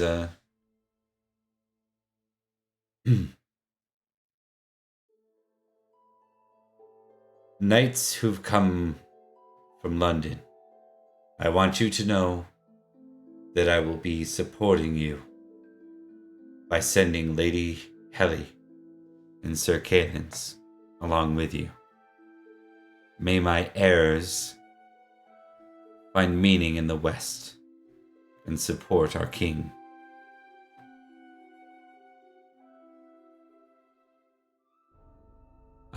Sir Cadence, who hasn't heard this yet, he says, but grandfather, what about you in your state? The Duke smiles. I will be here tying up loose ends.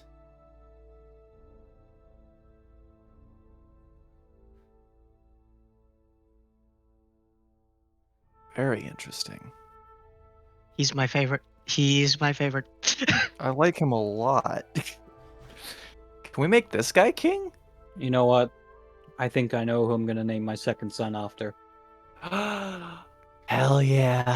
Everyone's got a Eldol in their family. Yeah. It becomes like the super popular name now. Yeah, it's like we Just hate saying next it. time, if it so happens that we lose our first heir, we're just all gonna be named Adele.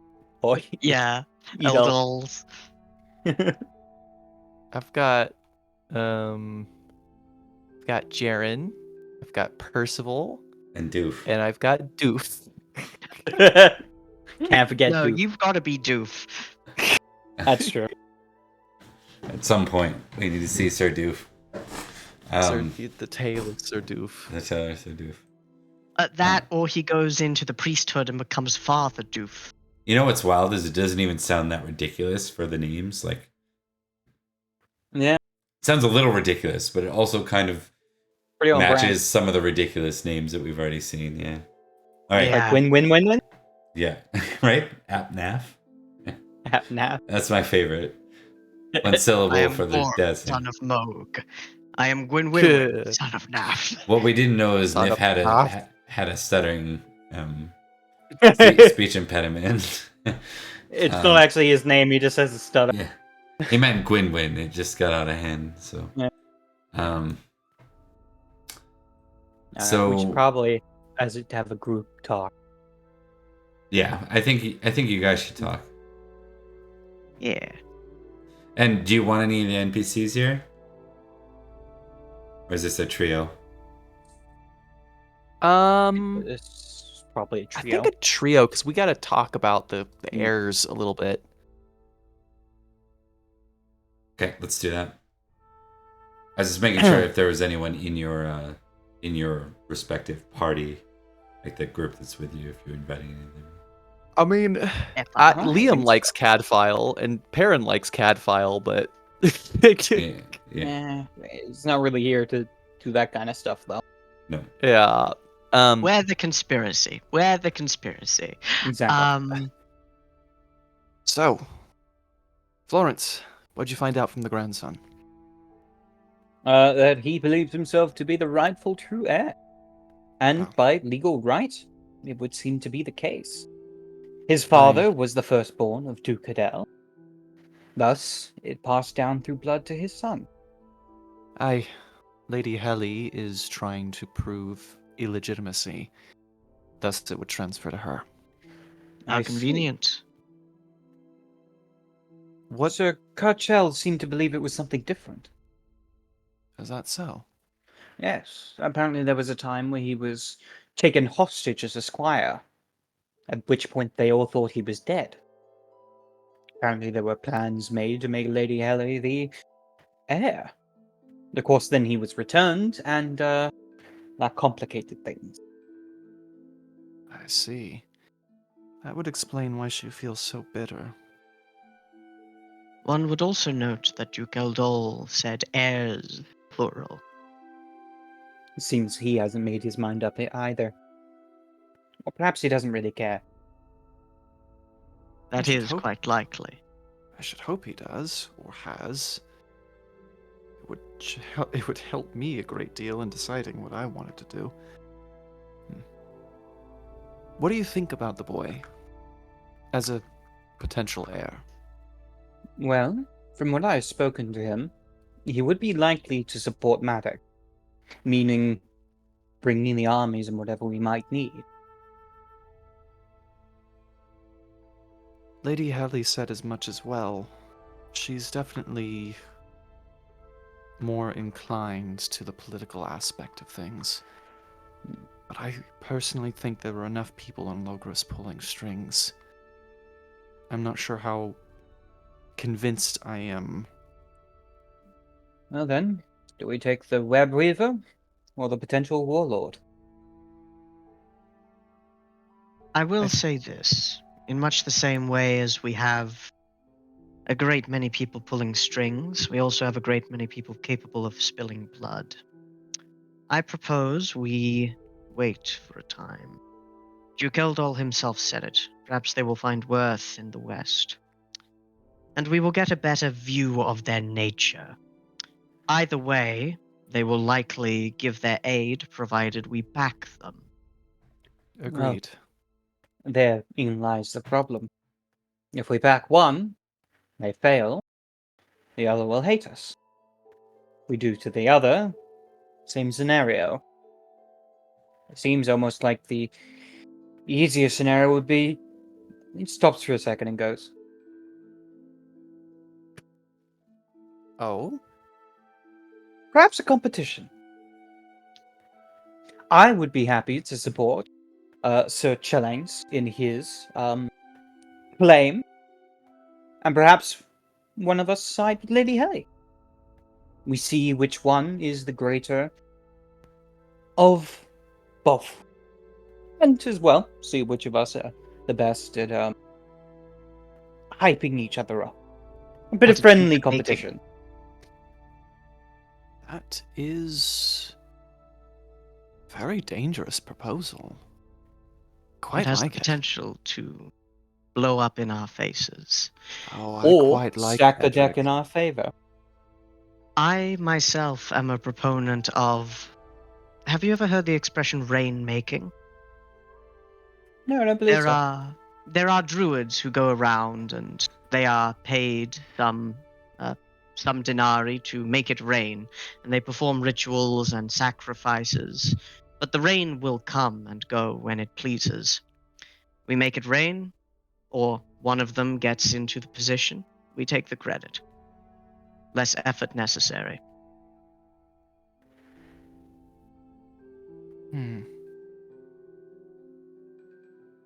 I think before we throw any eggs in any basket, we should spend some more time with them on the trip. I think Edric's right on that front. But I also do like the idea of a friendly competition. It just seems like there's a lot of stakes to put upon it for friendly competition. Let's give it a few days. Very well. Yes. And let's As see how well- they perform in diplomatic endeavors. Indeed. As well, it would also be good to look into whether Kelly's claim of illegitimacy holds any actual weight. If it does, we might need to back the one that's going to win. Agreed.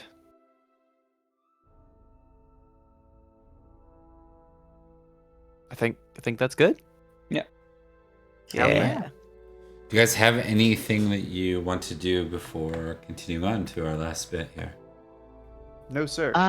Yeah, at the moment, no. Edrich said all he, and I'm sure all the Duke wants him to say to the Duke, so I think we're probably good. Yeah. Edrich respects the Duke so much. Like, we didn't even have to have any deep and meaningful talks like Duke Gorlo.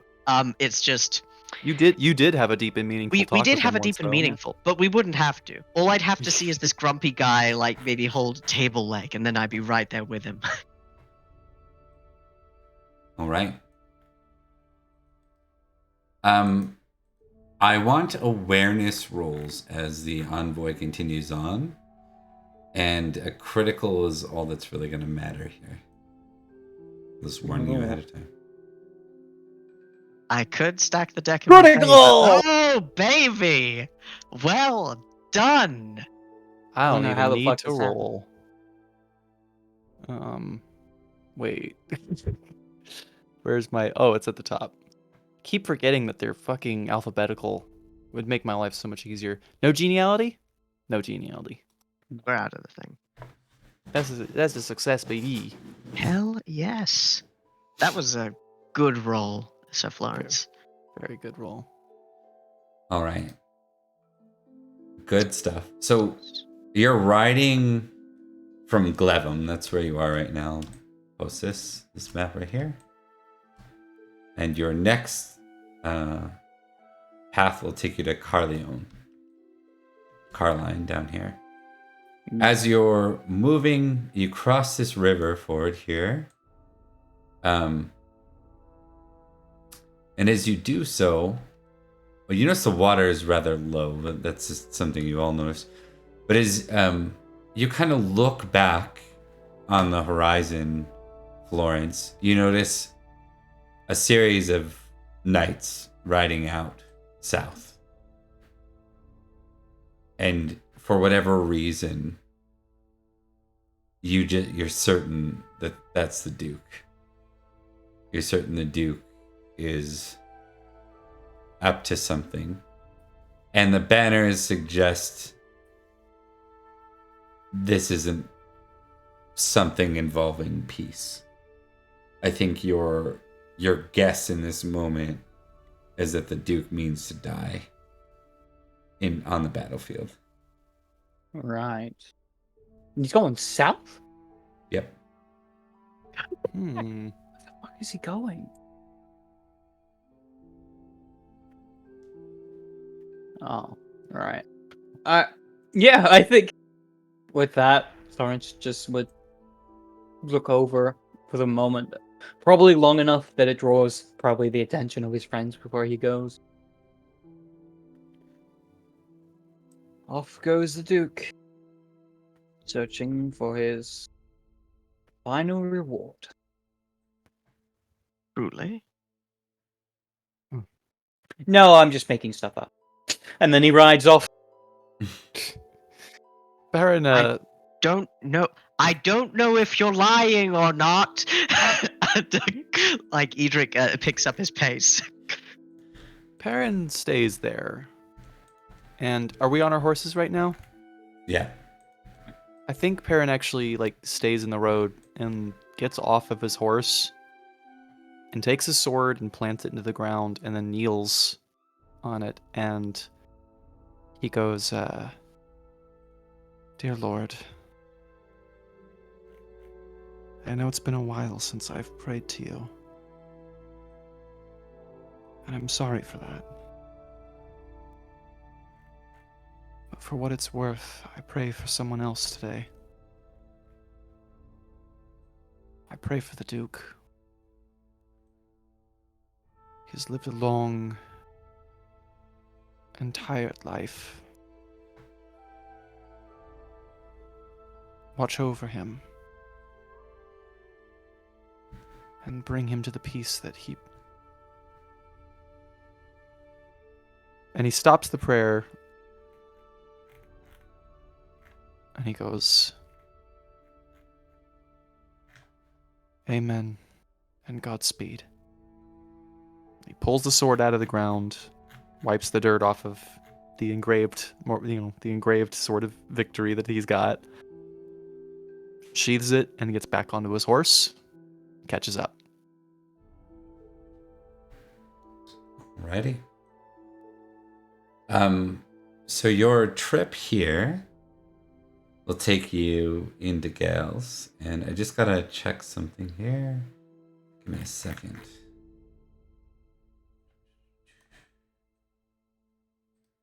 Yep, that's perfect.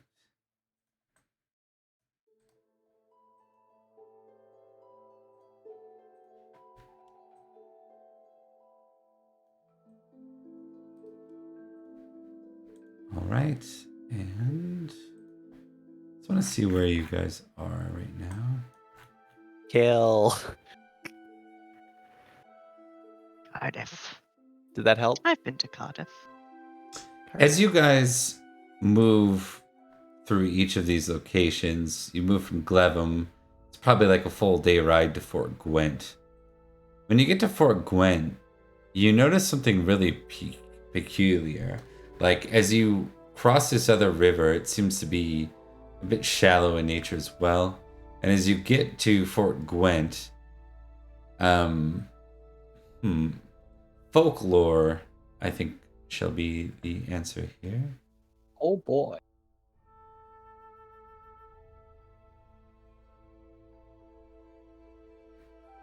Oh, the furthest I could get without fumbling.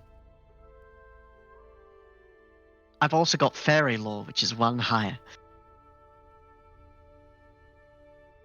And then, Liam, did you get that too? Folklore? Oh, no, sorry. I was looking at pictures of Malcolm. Hang on.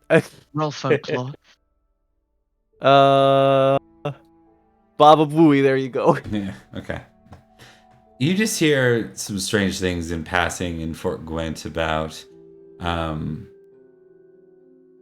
It seems off to you, and I think unless you're like super high in fairy lore or folklore, or super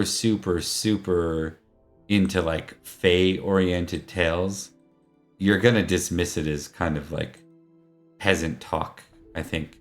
But they mentioned that there's some weird drought happening here, where like this was apparently a channel as it was positioned. And right now it's basically just muddy lands. Mud. I think it's less that Edrich goes, peasant superstition. Instead he goes, the Fae do this kind of shit all the time. I am convinced. They make it their life's work to annoy us in the mortal realm. What are your directed traits right now, Edrich? My directed traits were trusting Gorlo at 0. I don't have any directed traits at the Roll a moment. d6. I don't think I've ever been this far west. 4. Suspicious Fae. 4. Yes. Yeah. What an awful part of the country. People live here? That sucks. Then you reach Carcolan, and it's a very different thing. This is a very beautiful city. Once a great site for the entire island, including really, a prestigious site dating back to... I could be wrong on this, but I'm almost certain I am right. This is where King Constantine was made High King. This is where the Supreme Ooh. Collegium met, and they gave the High King status to Aurelius and Uther's father, King Constantine. Very interesting.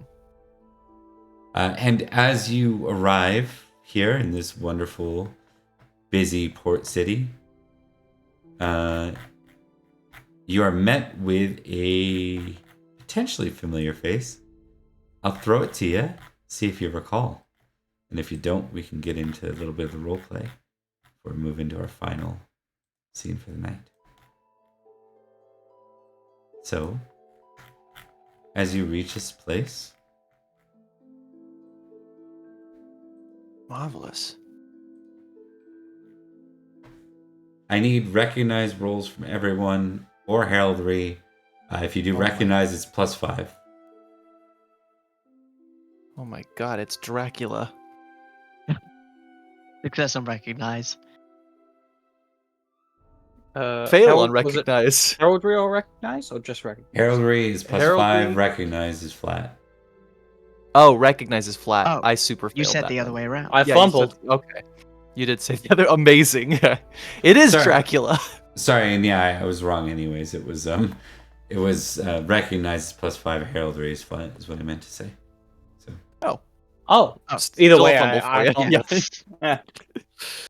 Yeah. Success. So I think for Florence, it's like you have the most reason to recognize this guy, and you're just like, I have no idea who this is. And he says, Harold really looks familiar. well To met, me, to Liam.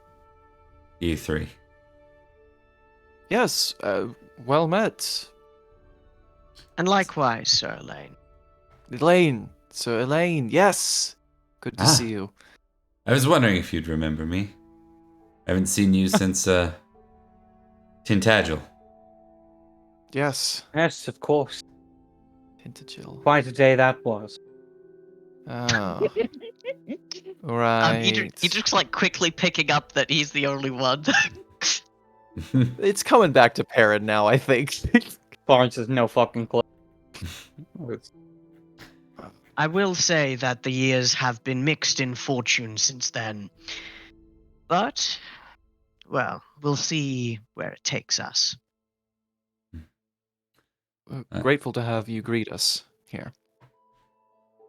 It's good to see the former Knights of... or you wouldn't say former. The Knights of the Sword. Good to still be the Knights of the Sword. I would imagine so. We are here as envoys, and you can see with us travel the heirs of the Duke of Glevum. How fares the king? I believe that's a statement made across the land these days, is it not? Which king do we speak of? But I must admit that I have fond feelings myself of Tintagel and Terrible and all that I experienced there, but then of course I myself wasn't ensorcelled by Merlin, he says with a grin. Quite so. Tintagel is a lovely castle city. Ah, And if you speak of my king, King Nanteleod, he is well, and he waits your company. wonderful. Look forward to seeing him. Indeed. Edric, that little angry man inside Edric's brain is gonna like zero in. That little tiny red cap is just going to like zero in the. Did he mean anything by that? I wasn't ensorcelled by Merlin. Is he like making a jibe?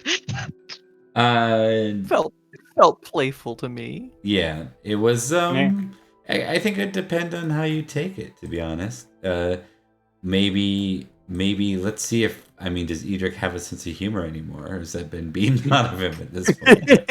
Knights don't have a sense of humor. No, Edric does have a sense of humor, but also he has become a lot more prickly, shall we say? Trusting versus suspicious, good sir. Let's do it. This guy isn't a fae, right? No, I think you're aware of. I just tried to move my mouse, Success and trusting. and my dear cat grabbed my hand with both of his arms and pulled it closer. He did not want me to move. Hold me closer. Why is he obstructing the game? I Tell him don't to know. stop. He's a bastard. Sometimes when we're playing Dungeons and Dragons, he comes and sits in the DM's chair, and we all play Dungeons and Dragons with him as a DM. Nice. It's understood. I bet he's a bad improviser. Cat master these days. Okay, so with trusting, I think you take it as a jest, and I'll allow you to. Yeah, take this joke. I, Hell yeah. I have a hard time believing that you're suspicious 10, though. I really don't know how we allowed that to occur. That's true.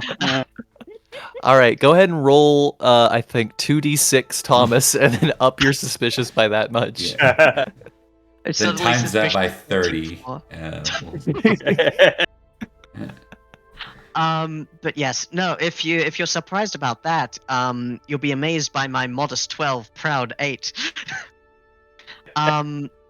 But yes, I think with that, Edrich will kind of and go. But yes, let us travel. All right. We are going to get into our final 2-round feast mode for the day. Let us begin Yeah, round baby. 2.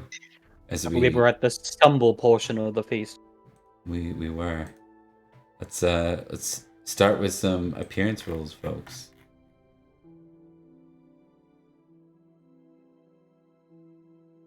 Success. Success.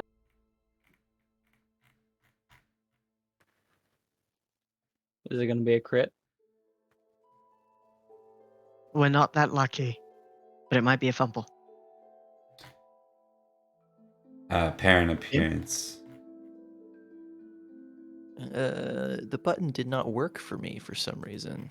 Oh, that's because I goofed it. It goofed it. Ooh.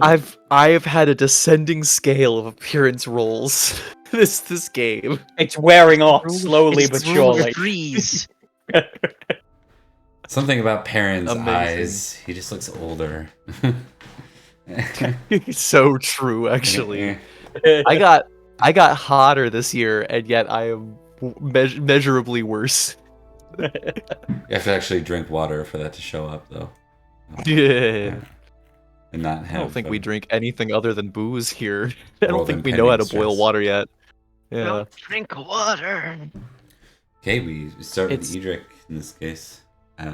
We will Ye- need to be switched over. Yes. Oh, okay. I didn't realize. My bad. I was just about to say, do you guys see it? The key figure here is King Nanteleod himself. Oh, that was an easy switch for you. Indeed. I am going to, rather than start off by, pardon me, greeting the notable figures as before. I don't know this guy as well, so I'm going to start by drawing some cards to boost my geniality. I believe last time you talked to him, he kind of called you a traitor. That sounds like him. I thought he mentioned like how your families were loyalists too.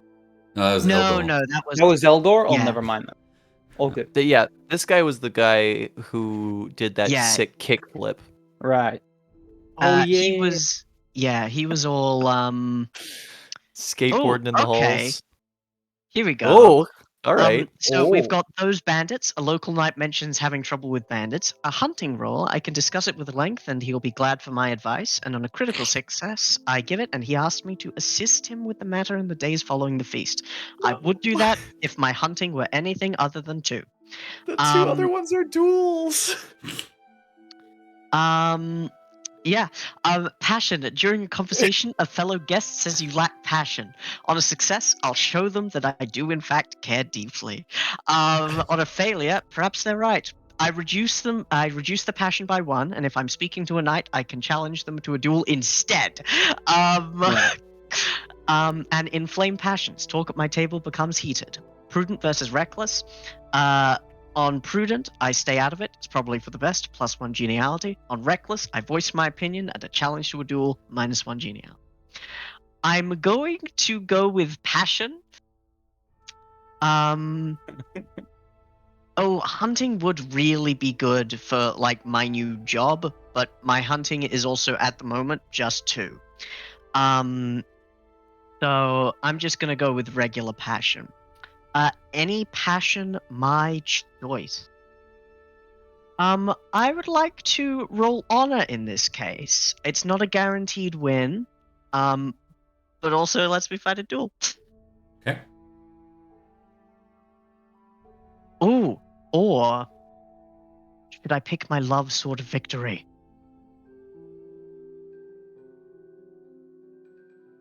I think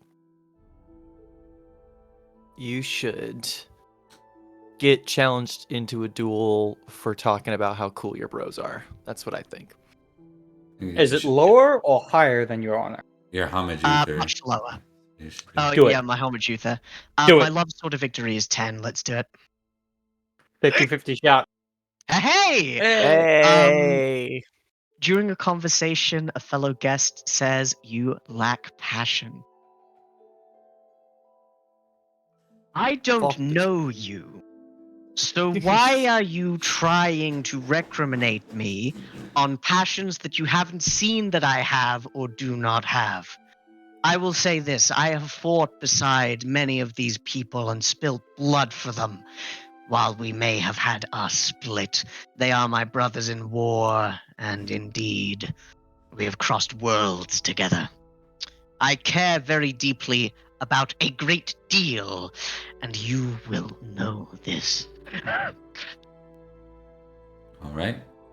Good stuff. So, And I take passion. check passion. Love Sword yeah. of Victory shines through. Hell Perfect time. yes. Okay. So that is 1 for Edrich for now. 2. 2 for Edrich 2. for now. Yeah. You're right. Here we go. And on to Florence. All right. Lawrence is gonna do a nice handy trick that'll get him lots of geniality. Is it cards? Actually, was gonna say cards, but I might just want to jump to the meat and the potatoes of the situation. Oh, speaking of meat which, and potatoes. Yeah. Great minds.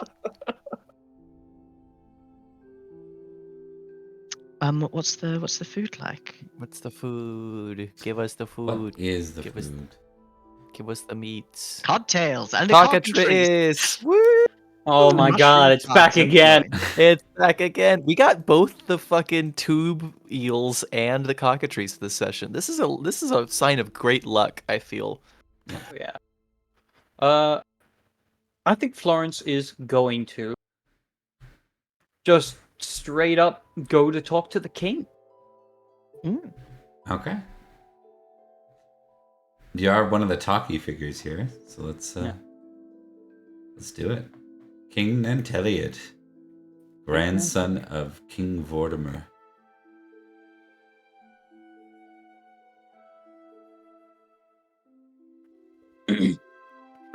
Florence would walk up. They'll Give him take a an nice- intrigue roll from your position. Oh, okay. Yeah. Oh. Well, I'm going to use a passion. Hospitality. Okay. Yep. Florence flips a table and walks out. You know what? Fuck y'all! You suck. It's like, well, we inadvertently lost you your strongest ally, but on the positive side. Alright, success. Okay, intrigue 8. Understood, yeah. I think maybe one of the guards moves to stop you, and then Elaine just whispers in his ear. And the guard nods and steps aside. Florence, Elaine gives you a nod as well. Florence returns a nod as he makes his way towards the king and goes, Your Majesty. Sir Knight,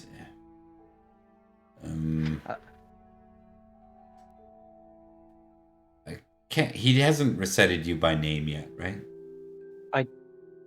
Don't think so. Not directly. He'll say, Knight of Logres. Indeed, allow me to introduce myself. I am Sir Florence of Idmiston, as well known by the title of Baron of Axe. I see. Baron. Prominent position. Indeed, but I dare say I think it is my family history that makes me, more than at least my titles. You see, my family come from a long line of those who were loyal and fought alongside your grandfather. We were known at Spot be dissenters to the then High King Vortigern, and then later on rebels. In fact, my dear grandmother was known as a martyr among those that stood for the freedom of all of Logres. Perhaps you may have heard of her, Regina, or perhaps not. That is a good question. How skilled is he at this? I'm going to say he doesn't with an 18. There's no way he's got an 18. But what he'll do in a graceful way is he'll say, Sir Knight, I must admit I have not heard of your family member. However, that does not mean it isn't true. I have no reason to doubt your claim. You speak it with truth and with honor. And so, while I could call upon a scholar to confirm this for me, I feel not the need. If you say your family was loyal to Vortimer, then indeed you are considered a friend here in this place. I'm glad to hear such. You see, I'm sure you're aware of the reason why we have been called all this way. The prince wishes to hear your answer to his summons. To muster against the likes of Malahart and the Saxons they side with.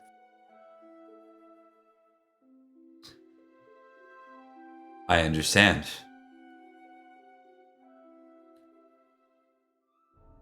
It seems the matters have changed a bit. Not from lack of desire on my part. This land, and all the lands around it, owe tribute to King Canaan of Estragals.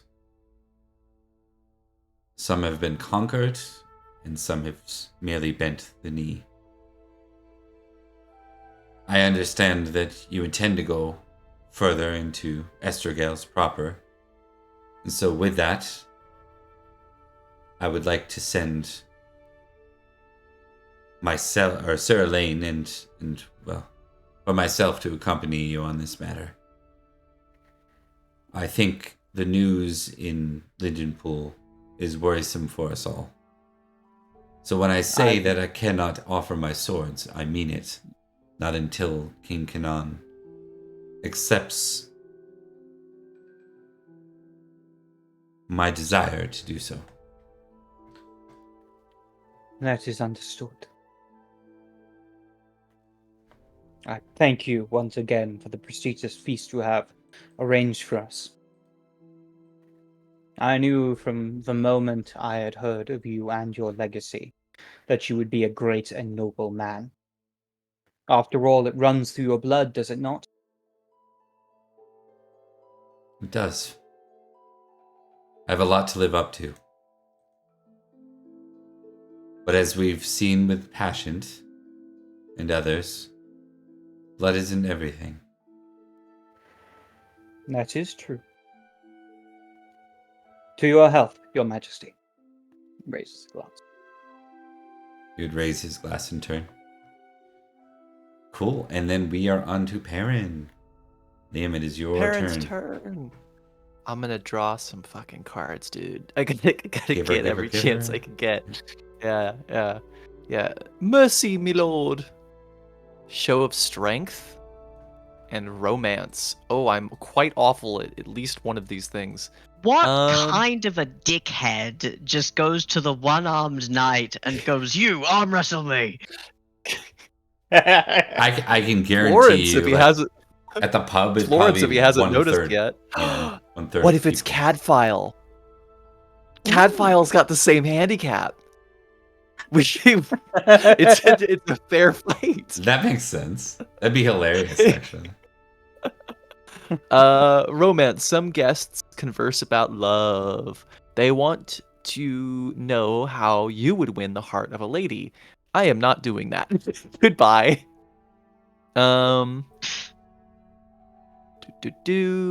Mercy, me lord. Several ladies ask you how merciful you would be if you were confronted with your hated foe. Well, Uther was right in front of you. If this old guy was right in front of you, what would you do? That's actually a pretty hilarious scenario, but that is a pretty hilarious scenario. But you can't- That would offend the ladies, and I can't really talk about who specifically my hated foe is. yeah, Um, and it costs you let's 2 see, geniality. 17. What's my merciful? My merciful is 7. I would Good grind lord. him into the dust. I would turn him into ground bones that I would sprinkle over my harvest to make sure that my peasants can eat better this year. And you now I have would a, return him to the dirt. didn't you have a directed trait for that too, or something, or no? I don't have a directed for merciful, but the hate Uther is a 17. It would be a 17 versus a 7. It's not good odds. Show of strength. Another knight challenges you to a contest of strength. And this would kind of make sense for Cadfile based on the open Pendragon stuff. He had a nice time and grew a little bit as a person. Strength opposed. To determine the knight's strength, if unknown, roll 3d6 plus 3 on a tie. Reroll until someone wins. Yeah, let's do that one. Let's fucking do it. Let's arm wrestle Cadfile. And let me see something. Okay, we have Cadfile already at a base 12. I don't think he's all of a sudden shot steroids or anything, so I think 12 is probably We're gonna get it's two one-legged men in an ass-kicking contest. I have a 1 point higher strength, so let's fucking go. Let's roll this shit. Let's go. see. Let's do it. Here Do I we get go. to add my geniality? It's not a fumble. Oh, he Man, fumbled. that is a That is. This so makes sense for them. Nobody won this. It's almost an embarrassment. Like what happens is like, because for him, I think what happens is he actually like loses his he like slips and hits himself, but it results in neither of you. It results in neither of you being successful, and so you have to round up for another round. Oh no! So it's like embarrassment plus. All right, it's not decided yet. I did a little bit better that time. Yes! Oh my god! Oh my god! You I've are never going seen- down the line. I've never seen this happen before. Now That's amazing. Now this time you guys are actually, so this is actually more interesting because I think you're in a contest of strength and neither of you's winning. Like you kind of keep going back and forth. Unlike the first time where he slipped with the fumble. Yeah, it does say on a tie reroll until somebody wins. yeah. Ugh. All right, let's fucking go, buddy. Let's fucking go. How many people are cheering us on at this point? How I many think people now- are watching? I think now it's caught everyone's attention. Fuck yeah! Oh my god. He's getting He did go down the line again. 2019-17 Virgil. He's got the luck of Edward, that guy. Amazing. 10 glory for this. Hell yes. There Do we you go. really think you deserve 10 glory? I think for that fumble that he got, I should actually get a critical success for this card. That's what I think in response And to that, Thomas. and he'll take 1d3 damage. Yeah. Oh, you get no I want- glory. Do you get no geniality? Just the 10 glory automatically. Correct. Just the No 10 geniality, glory. just the 10th glory. Right. I've added that to your sheet, or Thank rather you. to the glory tracker. Yeah, you better stay the fuck out of my sheet. I got That- 117 now. I got Master Chief numbers. That brings us to the final round. Do you guys need to do a quick talkie before we? Oh, I have 167. I have more than that. We can do a very quick talkie, because like what King Talkie. Nanteleod said might be handy to know. Right, that's what I'm thinking. Okay, why don't you guys do a quick talk? We'll aim to get this closed in about 10 minutes, just to because I'm Roger, Dodger. conscious of the time. So Coolly. Yeah. Coolio. All right, I see some of the servants gathering up the plates, so let's make this a little bit quick. I need to get to some of those cocktails. So Florence, I saw you go to speak with the king. Has he said anything of import? Oh, we'd love to help her. However, he owes tribute to King of Estragales. It appears we are Ah. being bounced from state to state. Well, that's the job. That's how these things go. We've got to find some kind of leverage. He does. Not... Oh. No, He by all does means. plan to come with us, as well as another one of his helpers. So, what's his face? You know the one I'm talking about. Elaine. Yes, Lane. Oh. Keep getting his I name. see. So yes, the king and Sir, the one Edrich said, will be accompanying us, and will hopefully try and help convince the King of Estragales. Well, Okay. Understood. that So bodes if we well. succeed on convincing the King of Estragales, then we will have the assistance of King Nanteleod. And at the same time, we should ensure that someone amenable to our cause takes the position of Duke of Glevum. And then from there, see what happens. Well, I'm not typically a fan of all or nothing situations, but it's better than a nothing or nothing, I suppose. Quite so. Perhaps on the way back, we can sort out some of the hill tribes. In either case, probably enjoy this feast while we can, before riding off to another. Yes, that That sounds sounds nice. wise. It feels like it's I been was. Oh, sorry, you go. No, by all means, Edric. No, I was simply saying that I think I avoided a duel this feast, which is quite a novel feeling. I like it. I'm proud of you, especially given that the king is, the regent has made them illegal right now. We're in a different realm, but yes. Technically not in Logres at the moment. Ah, but we're still subjects of our king. He doesn't have If the to know. duel happens in. I'm a constable now, I know this stuff. If the duel happens in a different place, it's fine. As long as we're not dueling Logres knights. Maybe we should carve a. No, never mind. Anyway, Perin goes. I have to admit, it's kind of nice being able to just spend some time with you guys. Feels like ages since we've been able to just have fun together. It is true enough. Indeed. Every other day in Logres is just more bad news. After more bad news. Didn't always used to be like that. No. Though we didn't always have peace, we did have time to think and reflect. And if there is something that has been brought to my attention, mostly because of that guy over there who lives and breathes only because I think he backed down, it is that I have not expressed my care for the two of you enough. I know. I see it, Edric.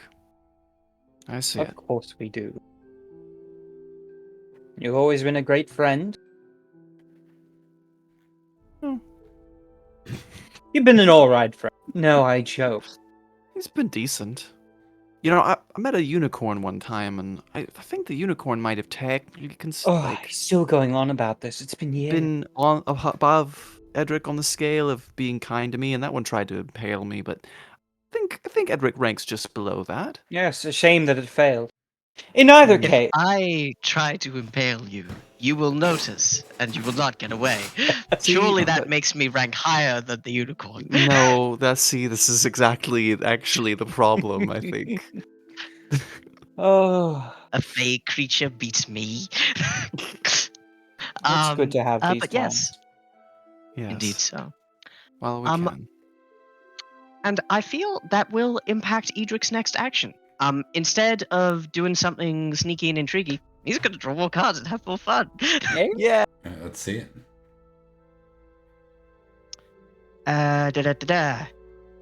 Keep dancing. No. A serving girl flirts. Yes, let's see how that goes. People skills. Oh god. Alright, keep dancing. You were moved or invited to dance the night away. On dancing, the dancing attracts the gaze of an eligible lady. Flirting tick. Ha. A serving girl flirts. A young serving girl flirts with you. On a success, roll a geniality and flirting tick. People skills. Several landed knights talk of lands and serfs, and they ask for my opinion. On a success, how noble I are. I gain geniality. And on a fumble, word spreads amongst the commoners of my ill-considered ways. I lose 1 librum of income this winter phase as they conceal render from me. I'm gonna go with people skills. Mostly because I can't see Edric flirting in any way other than badly. All right. I don't want to succeed on those ones. Hey, you look kind of like my wife. I love my wife. love my wife so much. You could stand to put on a couple, maybe 3 dozen pounds of muscle. You're like a less hot version of my wife. I like that. Fucking but got him. Yes. Jesus let's- Christ. This Well, is we're fucking mod- brutal. But yes. Let me Oh, man. quickly roll. You know what? I might roll my honor for this if I can. I just get a +5, but I'd like to have it. Because I want to be a good person. Oh, I fail and go into melancholy, and my honor is now 15. Rip. So I succeed on this only on a 1. No, that's not true. No? It's not immediate. Hmm? Melancholy is not immediate. Mm. Oh, Oh, right. It happens afterwards. got you. We don't In have that any of it. case, I know exactly how this is going to go.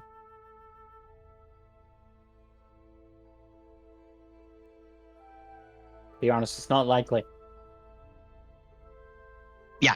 If I had succeeded, I'd have got a critical. Which sucks, truly.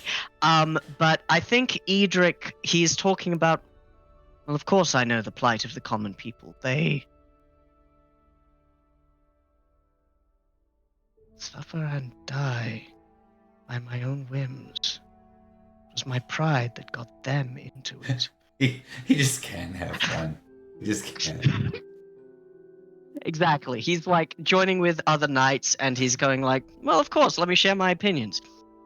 All is darkness. Excuse me while I have an existential crisis. I gain 25 glory, and I go into melancholy. For how many days? Oh, good point. Oh, that's actually useful to know. Yeah. Oh yeah. Oh, 1d6 plus 5 That days. is 1d plus 5. That is gonna be 8 days. On 8 days. he was doing so well.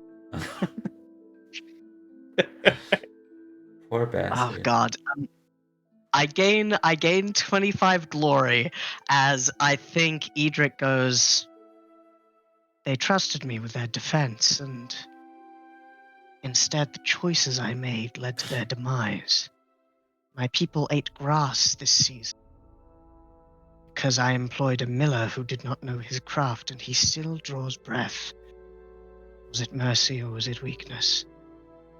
Am I full extent of what I can be? No, it's the people Or who are must wrong. I too? Yeah, it's the people who are wrong. But yeah, that's my turn. I go to melancholy for 8 days, Oh my which God. may What a be once we go into Etrogale. What Yep. a fun day. Poor bastard. Oh god. I'm gonna have fun. Oops. What? Oh no! Ah, I love it. You just gotta have that non-passion triggered fun. Here's the thing: I could have rolled my love of family, but I wanted to roll honor just in case. That's fair. Oh god. All right. Well, that's you are near the salt, so you still get one. Still Yeah. get genius. You also get one for the card. Oh, Yeah. People skills. There was like a DLC for Darkest Dungeon 1 where the ancestors like, that poor miller, he asked me for help, and then I fucked his life by putting a meteor from orbit into his lands, corrupting him. Served him right. How does that help? How is that helpful? All right. It's because he sucked. all right. On to Ugh, Florence. Room. Cards. Strange cry. Chivalrous life. Oh! Feast card. Sage advice. Ooh, sage advice. Alright. The host seeks your counsel about problems with another knight or lord. Roll intrigue. He must not have heard about your recent interactions with Silchester. Oh, you're pretty well. Yeah, Did pretty well. you got a critical courtesy. That rocks. I fixed my problem. Why don't we make an And intrigue I'll roll? fix them again. Alright. I'm going to roll honor. Because he wants to help the king. Because he kind of respects King Nanteleod. Hell yeah. And then you're in melancholy too. Don't jinx it. Jesus. Alright. That's a success. Hell yeah. And I get to roll intrigue. +5. Ooh, plus more actually, because I get geniality. Yes, because you got. Let's do 7 for a total. Let's go. Success. The host nods approvingly at your advice, +2 geniality. Hell yes. Which is a ton. You get 5 this round. Oh yeah, Yeah, that's a lot. let's do it this way. He says, Sir Florence, I must admit that we would have looked the fool if things didn't go the way they did this year and Lindenpool wasn't to fall early. We would not have arrived and we would have fallen short on our word. Tell me, Nice. does your prince hold a grudge over this?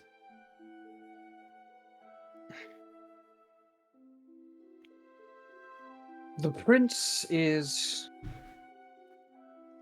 I wouldn't say not one for grudges, but he knows right from wrong. I truly believe that he is a just man, and perhaps one day will be a just and proper king. Well, falling short of a promise is certainly not a great outcome. Honesty should be championed above all. As well, in this case, despite the misfortune that has befallen us, we have an opportunity to correct them. If the King of Estergales is convinced to lend his full aid to the dear prince, I dare say you will more than exceed your previous promises to him. Then we will have to see that King Canaan sees the wisdom in pursuit. I must say Indeed. that I don't know him well enough to know exactly how he'll respond to fighting a war in foreign territories. What I can say is that none are confused to the threat of the Saxons. And if the Saxons begin to threaten us not only from the east but from the north, with what evidence is provided with Lindenpool falling, surely none can turn a blind eye to that. Indeed.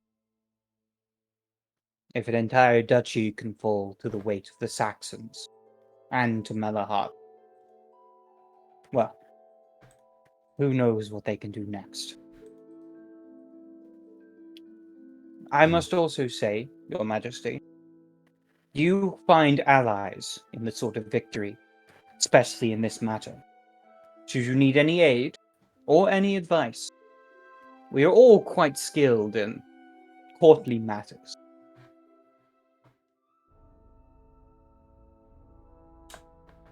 I'll take that in mind. I know that one of you comes from that. No, I believe all three of you come from the houses of those who killed my uncle, Passioned. Indeed. He was a fool and a betrayer. It is unfortunate. Necessary in unification that blood is spilled. I did not know Passions, nor really know much about him.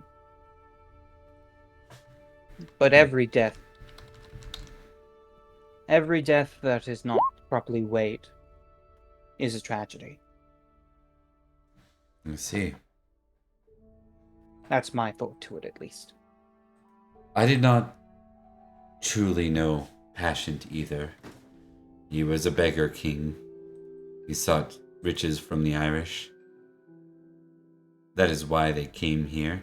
It was King Gillemanius's rights. He wished to install my uncle as a lord and king here.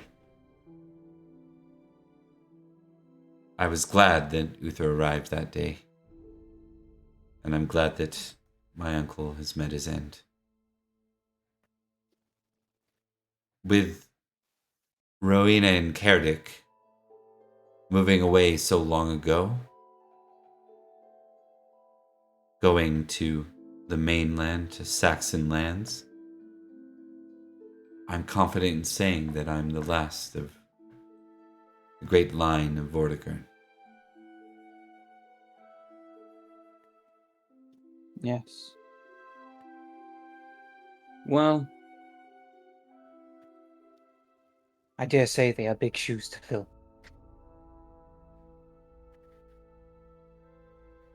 Okay. It's always complicated. Just the last kind of thing. It's always complicated in matters of blood and family. It always is.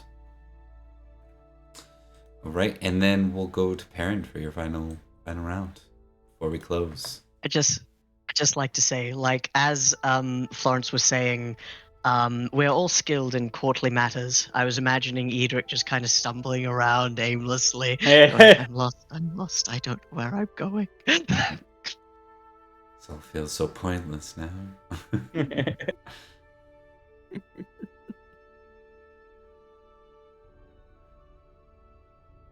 What do you want to do, Florence? Or not Florence, Perin? Perin, I'm drawing cards. Okay, do it. Hell yeah. Bam. Give her so we can close Bam. and get you in. I'm bed so at a bar. ready. Yeah. I'm so Mm. ready. I'm very tired. Yeah. Pagan Promise, can't do that. Lady's Gift. Potential duel. Several knights speak to you about gifts to their ladies. I have to do love my wife or amore a lady. I don't think I have very high in either of those. You don't love your wife to a psychopathic degree?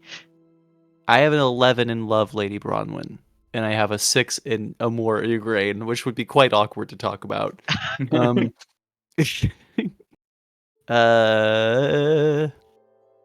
No one treats a lady like that. Nobody gets her a rod of power. Great deeds. Several knights ask you to tell of your greatest deed. Oh, let's do that one. Let's do that one. Yeah, I'm gonna do great deeds. I'm like, oh fuck, they're gonna ask me about the sword again. Hey Incoming. guys. Incoming proud then, alright? Yeah. Yeah. Let's tell us. Yeah, I'll tell you about the sword. So I found a sword with some other guys. All right, modest. Here we go. That's a success on modest. That is a fail on proud. So I am good. No orate roll for me. Hell yeah. Gain 5 Yeah, glory. that's pretty. We don't need to roleplay that out, but that's pretty in track with how Perin has reacted anytime anybody talks to him about Sword of Victory stuff. Where he's like, it wasn't just me; it was a whole group. Pretty sure Merlin set it up in the first place. We were just a distraction, whatever. We were just pawns. And, we were just pawns. Pawns is someone else's game. Glory 5, and then you get 2 genealogy. So that was a really good card. Yep, very very good card for me. Right, so that is the final glory. We're gonna wrap up there. Hey. When we begin next time, we continue the feast scroll with an embassy to Estragales. The final leg of it, at least. So it won't go a whole session. But hope you guys had fun with the switch up. I know it wasn't quite our normal. It was a lot of feasting, but it was so much fun. Definitely cool. It was really fun. Cool. All right. We are feast knights. Right? It was fun. I enjoyed it. And we're finally in Wales. We really haven't spent any time in Wales yet. So yeah. All right. Let me move to the camera scene. There we go. And then let's do some outros. We'll start with you, Thomas. Hello, my name is Thomas, and I have been playing Sir Edrich of Winterbourne, Stoke. Those of you who are new, if there are any of you, this tracks. What has happened tracks quite well. Things start to look up, and then they don't, and it's delightful every time. And the next episode, I will be in Melancholy, and it's gonna be good. But yes, I don't have anything particularly outside of this. I have a Twitter account with which I used to spy on my friends, and that's pretty much it. Don't look for me. I'm not here. Right now. And Mark. Oh, I'm sorry, I didn't see you there. I was just checking out our handy dandy Discord. By the way, did you know we have a Discord? Come check us out. There's lots of fun shit on there, like memes and shit posting and updates of new games and other series that we are running. I have been Mark, playing Sir Florence of Idmiston, Baron Vax, yada yada yada. And I am also doing my own series on the channel known as the Cat's Meow Show. Currently, I'm running a mass campaign. For the last few sessions, due to a bad internet connection, I've had to record them, and I'm going to post them as such. Had a few issues with editing. Episode 4 might not come out, or I might have to do a replacement for that. We'll see how that goes. But episode 5 is fine. That'll be coming out. Probably both of them coming out next Thursday or Friday for you Americans. Or no, Thursday for the Americans. Friday for me. God, time's weird, isn't it? Time's so weird. But yeah, and hopefully, not next Thursday, but the Thursday after that, we may be back to streaming it. I'm currently got my internet connections all sorted out, so that's probably going to be good. But yeah, stay tuned till then. There will be more updates. If you want to know those updates, join us next week, or join the Discord. That's me. Awesome. Wonderful. Hi everybody, I've been Liam. I played Sir Perin of Durnford. Wonderful, super fun session today. I'm glad our boys got to have some fun. I'm also in Cat's Meow. Come check that out. Super fun. Bob's in that as well. It's great stuff. Last week I mentioned that I might have an announcement to make about a release date for my DC project, but I don't have it just yet, so I'll definitely have an announcement by next week. We're for sure going to be early May though, which is very exciting. So look forward to that. We'll make sure that's very available for you guys. Thank you so much for watching. I had a wonderful time. I'm going to go to bed. Indeed. Yeah. So this has been another episode of Fall of Uther. obviously we are coming to a conclusion very quickly as the Saxons continue to march south and we figure out who the allies are and what Logres can pull together in response to this. This should be some pretty epic next few episodes. And we did some hints for those that watched Gathering of Branches. You might have caught a few linkages today in Glevum. We're going to continue Gathering of Branches. The sibling game will take place on this Tuesday, and continue to follow. We'd love to hear from you if you're watching and you're not following on Twitter, Twitch, and I'm really tired. YouTube, please do so, because we love hearing that people are watching. It makes us feel like we're not just throwing this out in an echo chamber somewhere for no one to enjoy. Which, we've come a long way from four users max ever watching us, so it's super cool. Not too much to add from there. I think everything else has been mentioned. Open Pendragon episode tomorrow night. Just some skirmishing with some Saxons. Should be a good time. All right, with that, I'm gonna wrap up. Let's get everyone to bed. Have a good night. Farewell. Bye. Wave.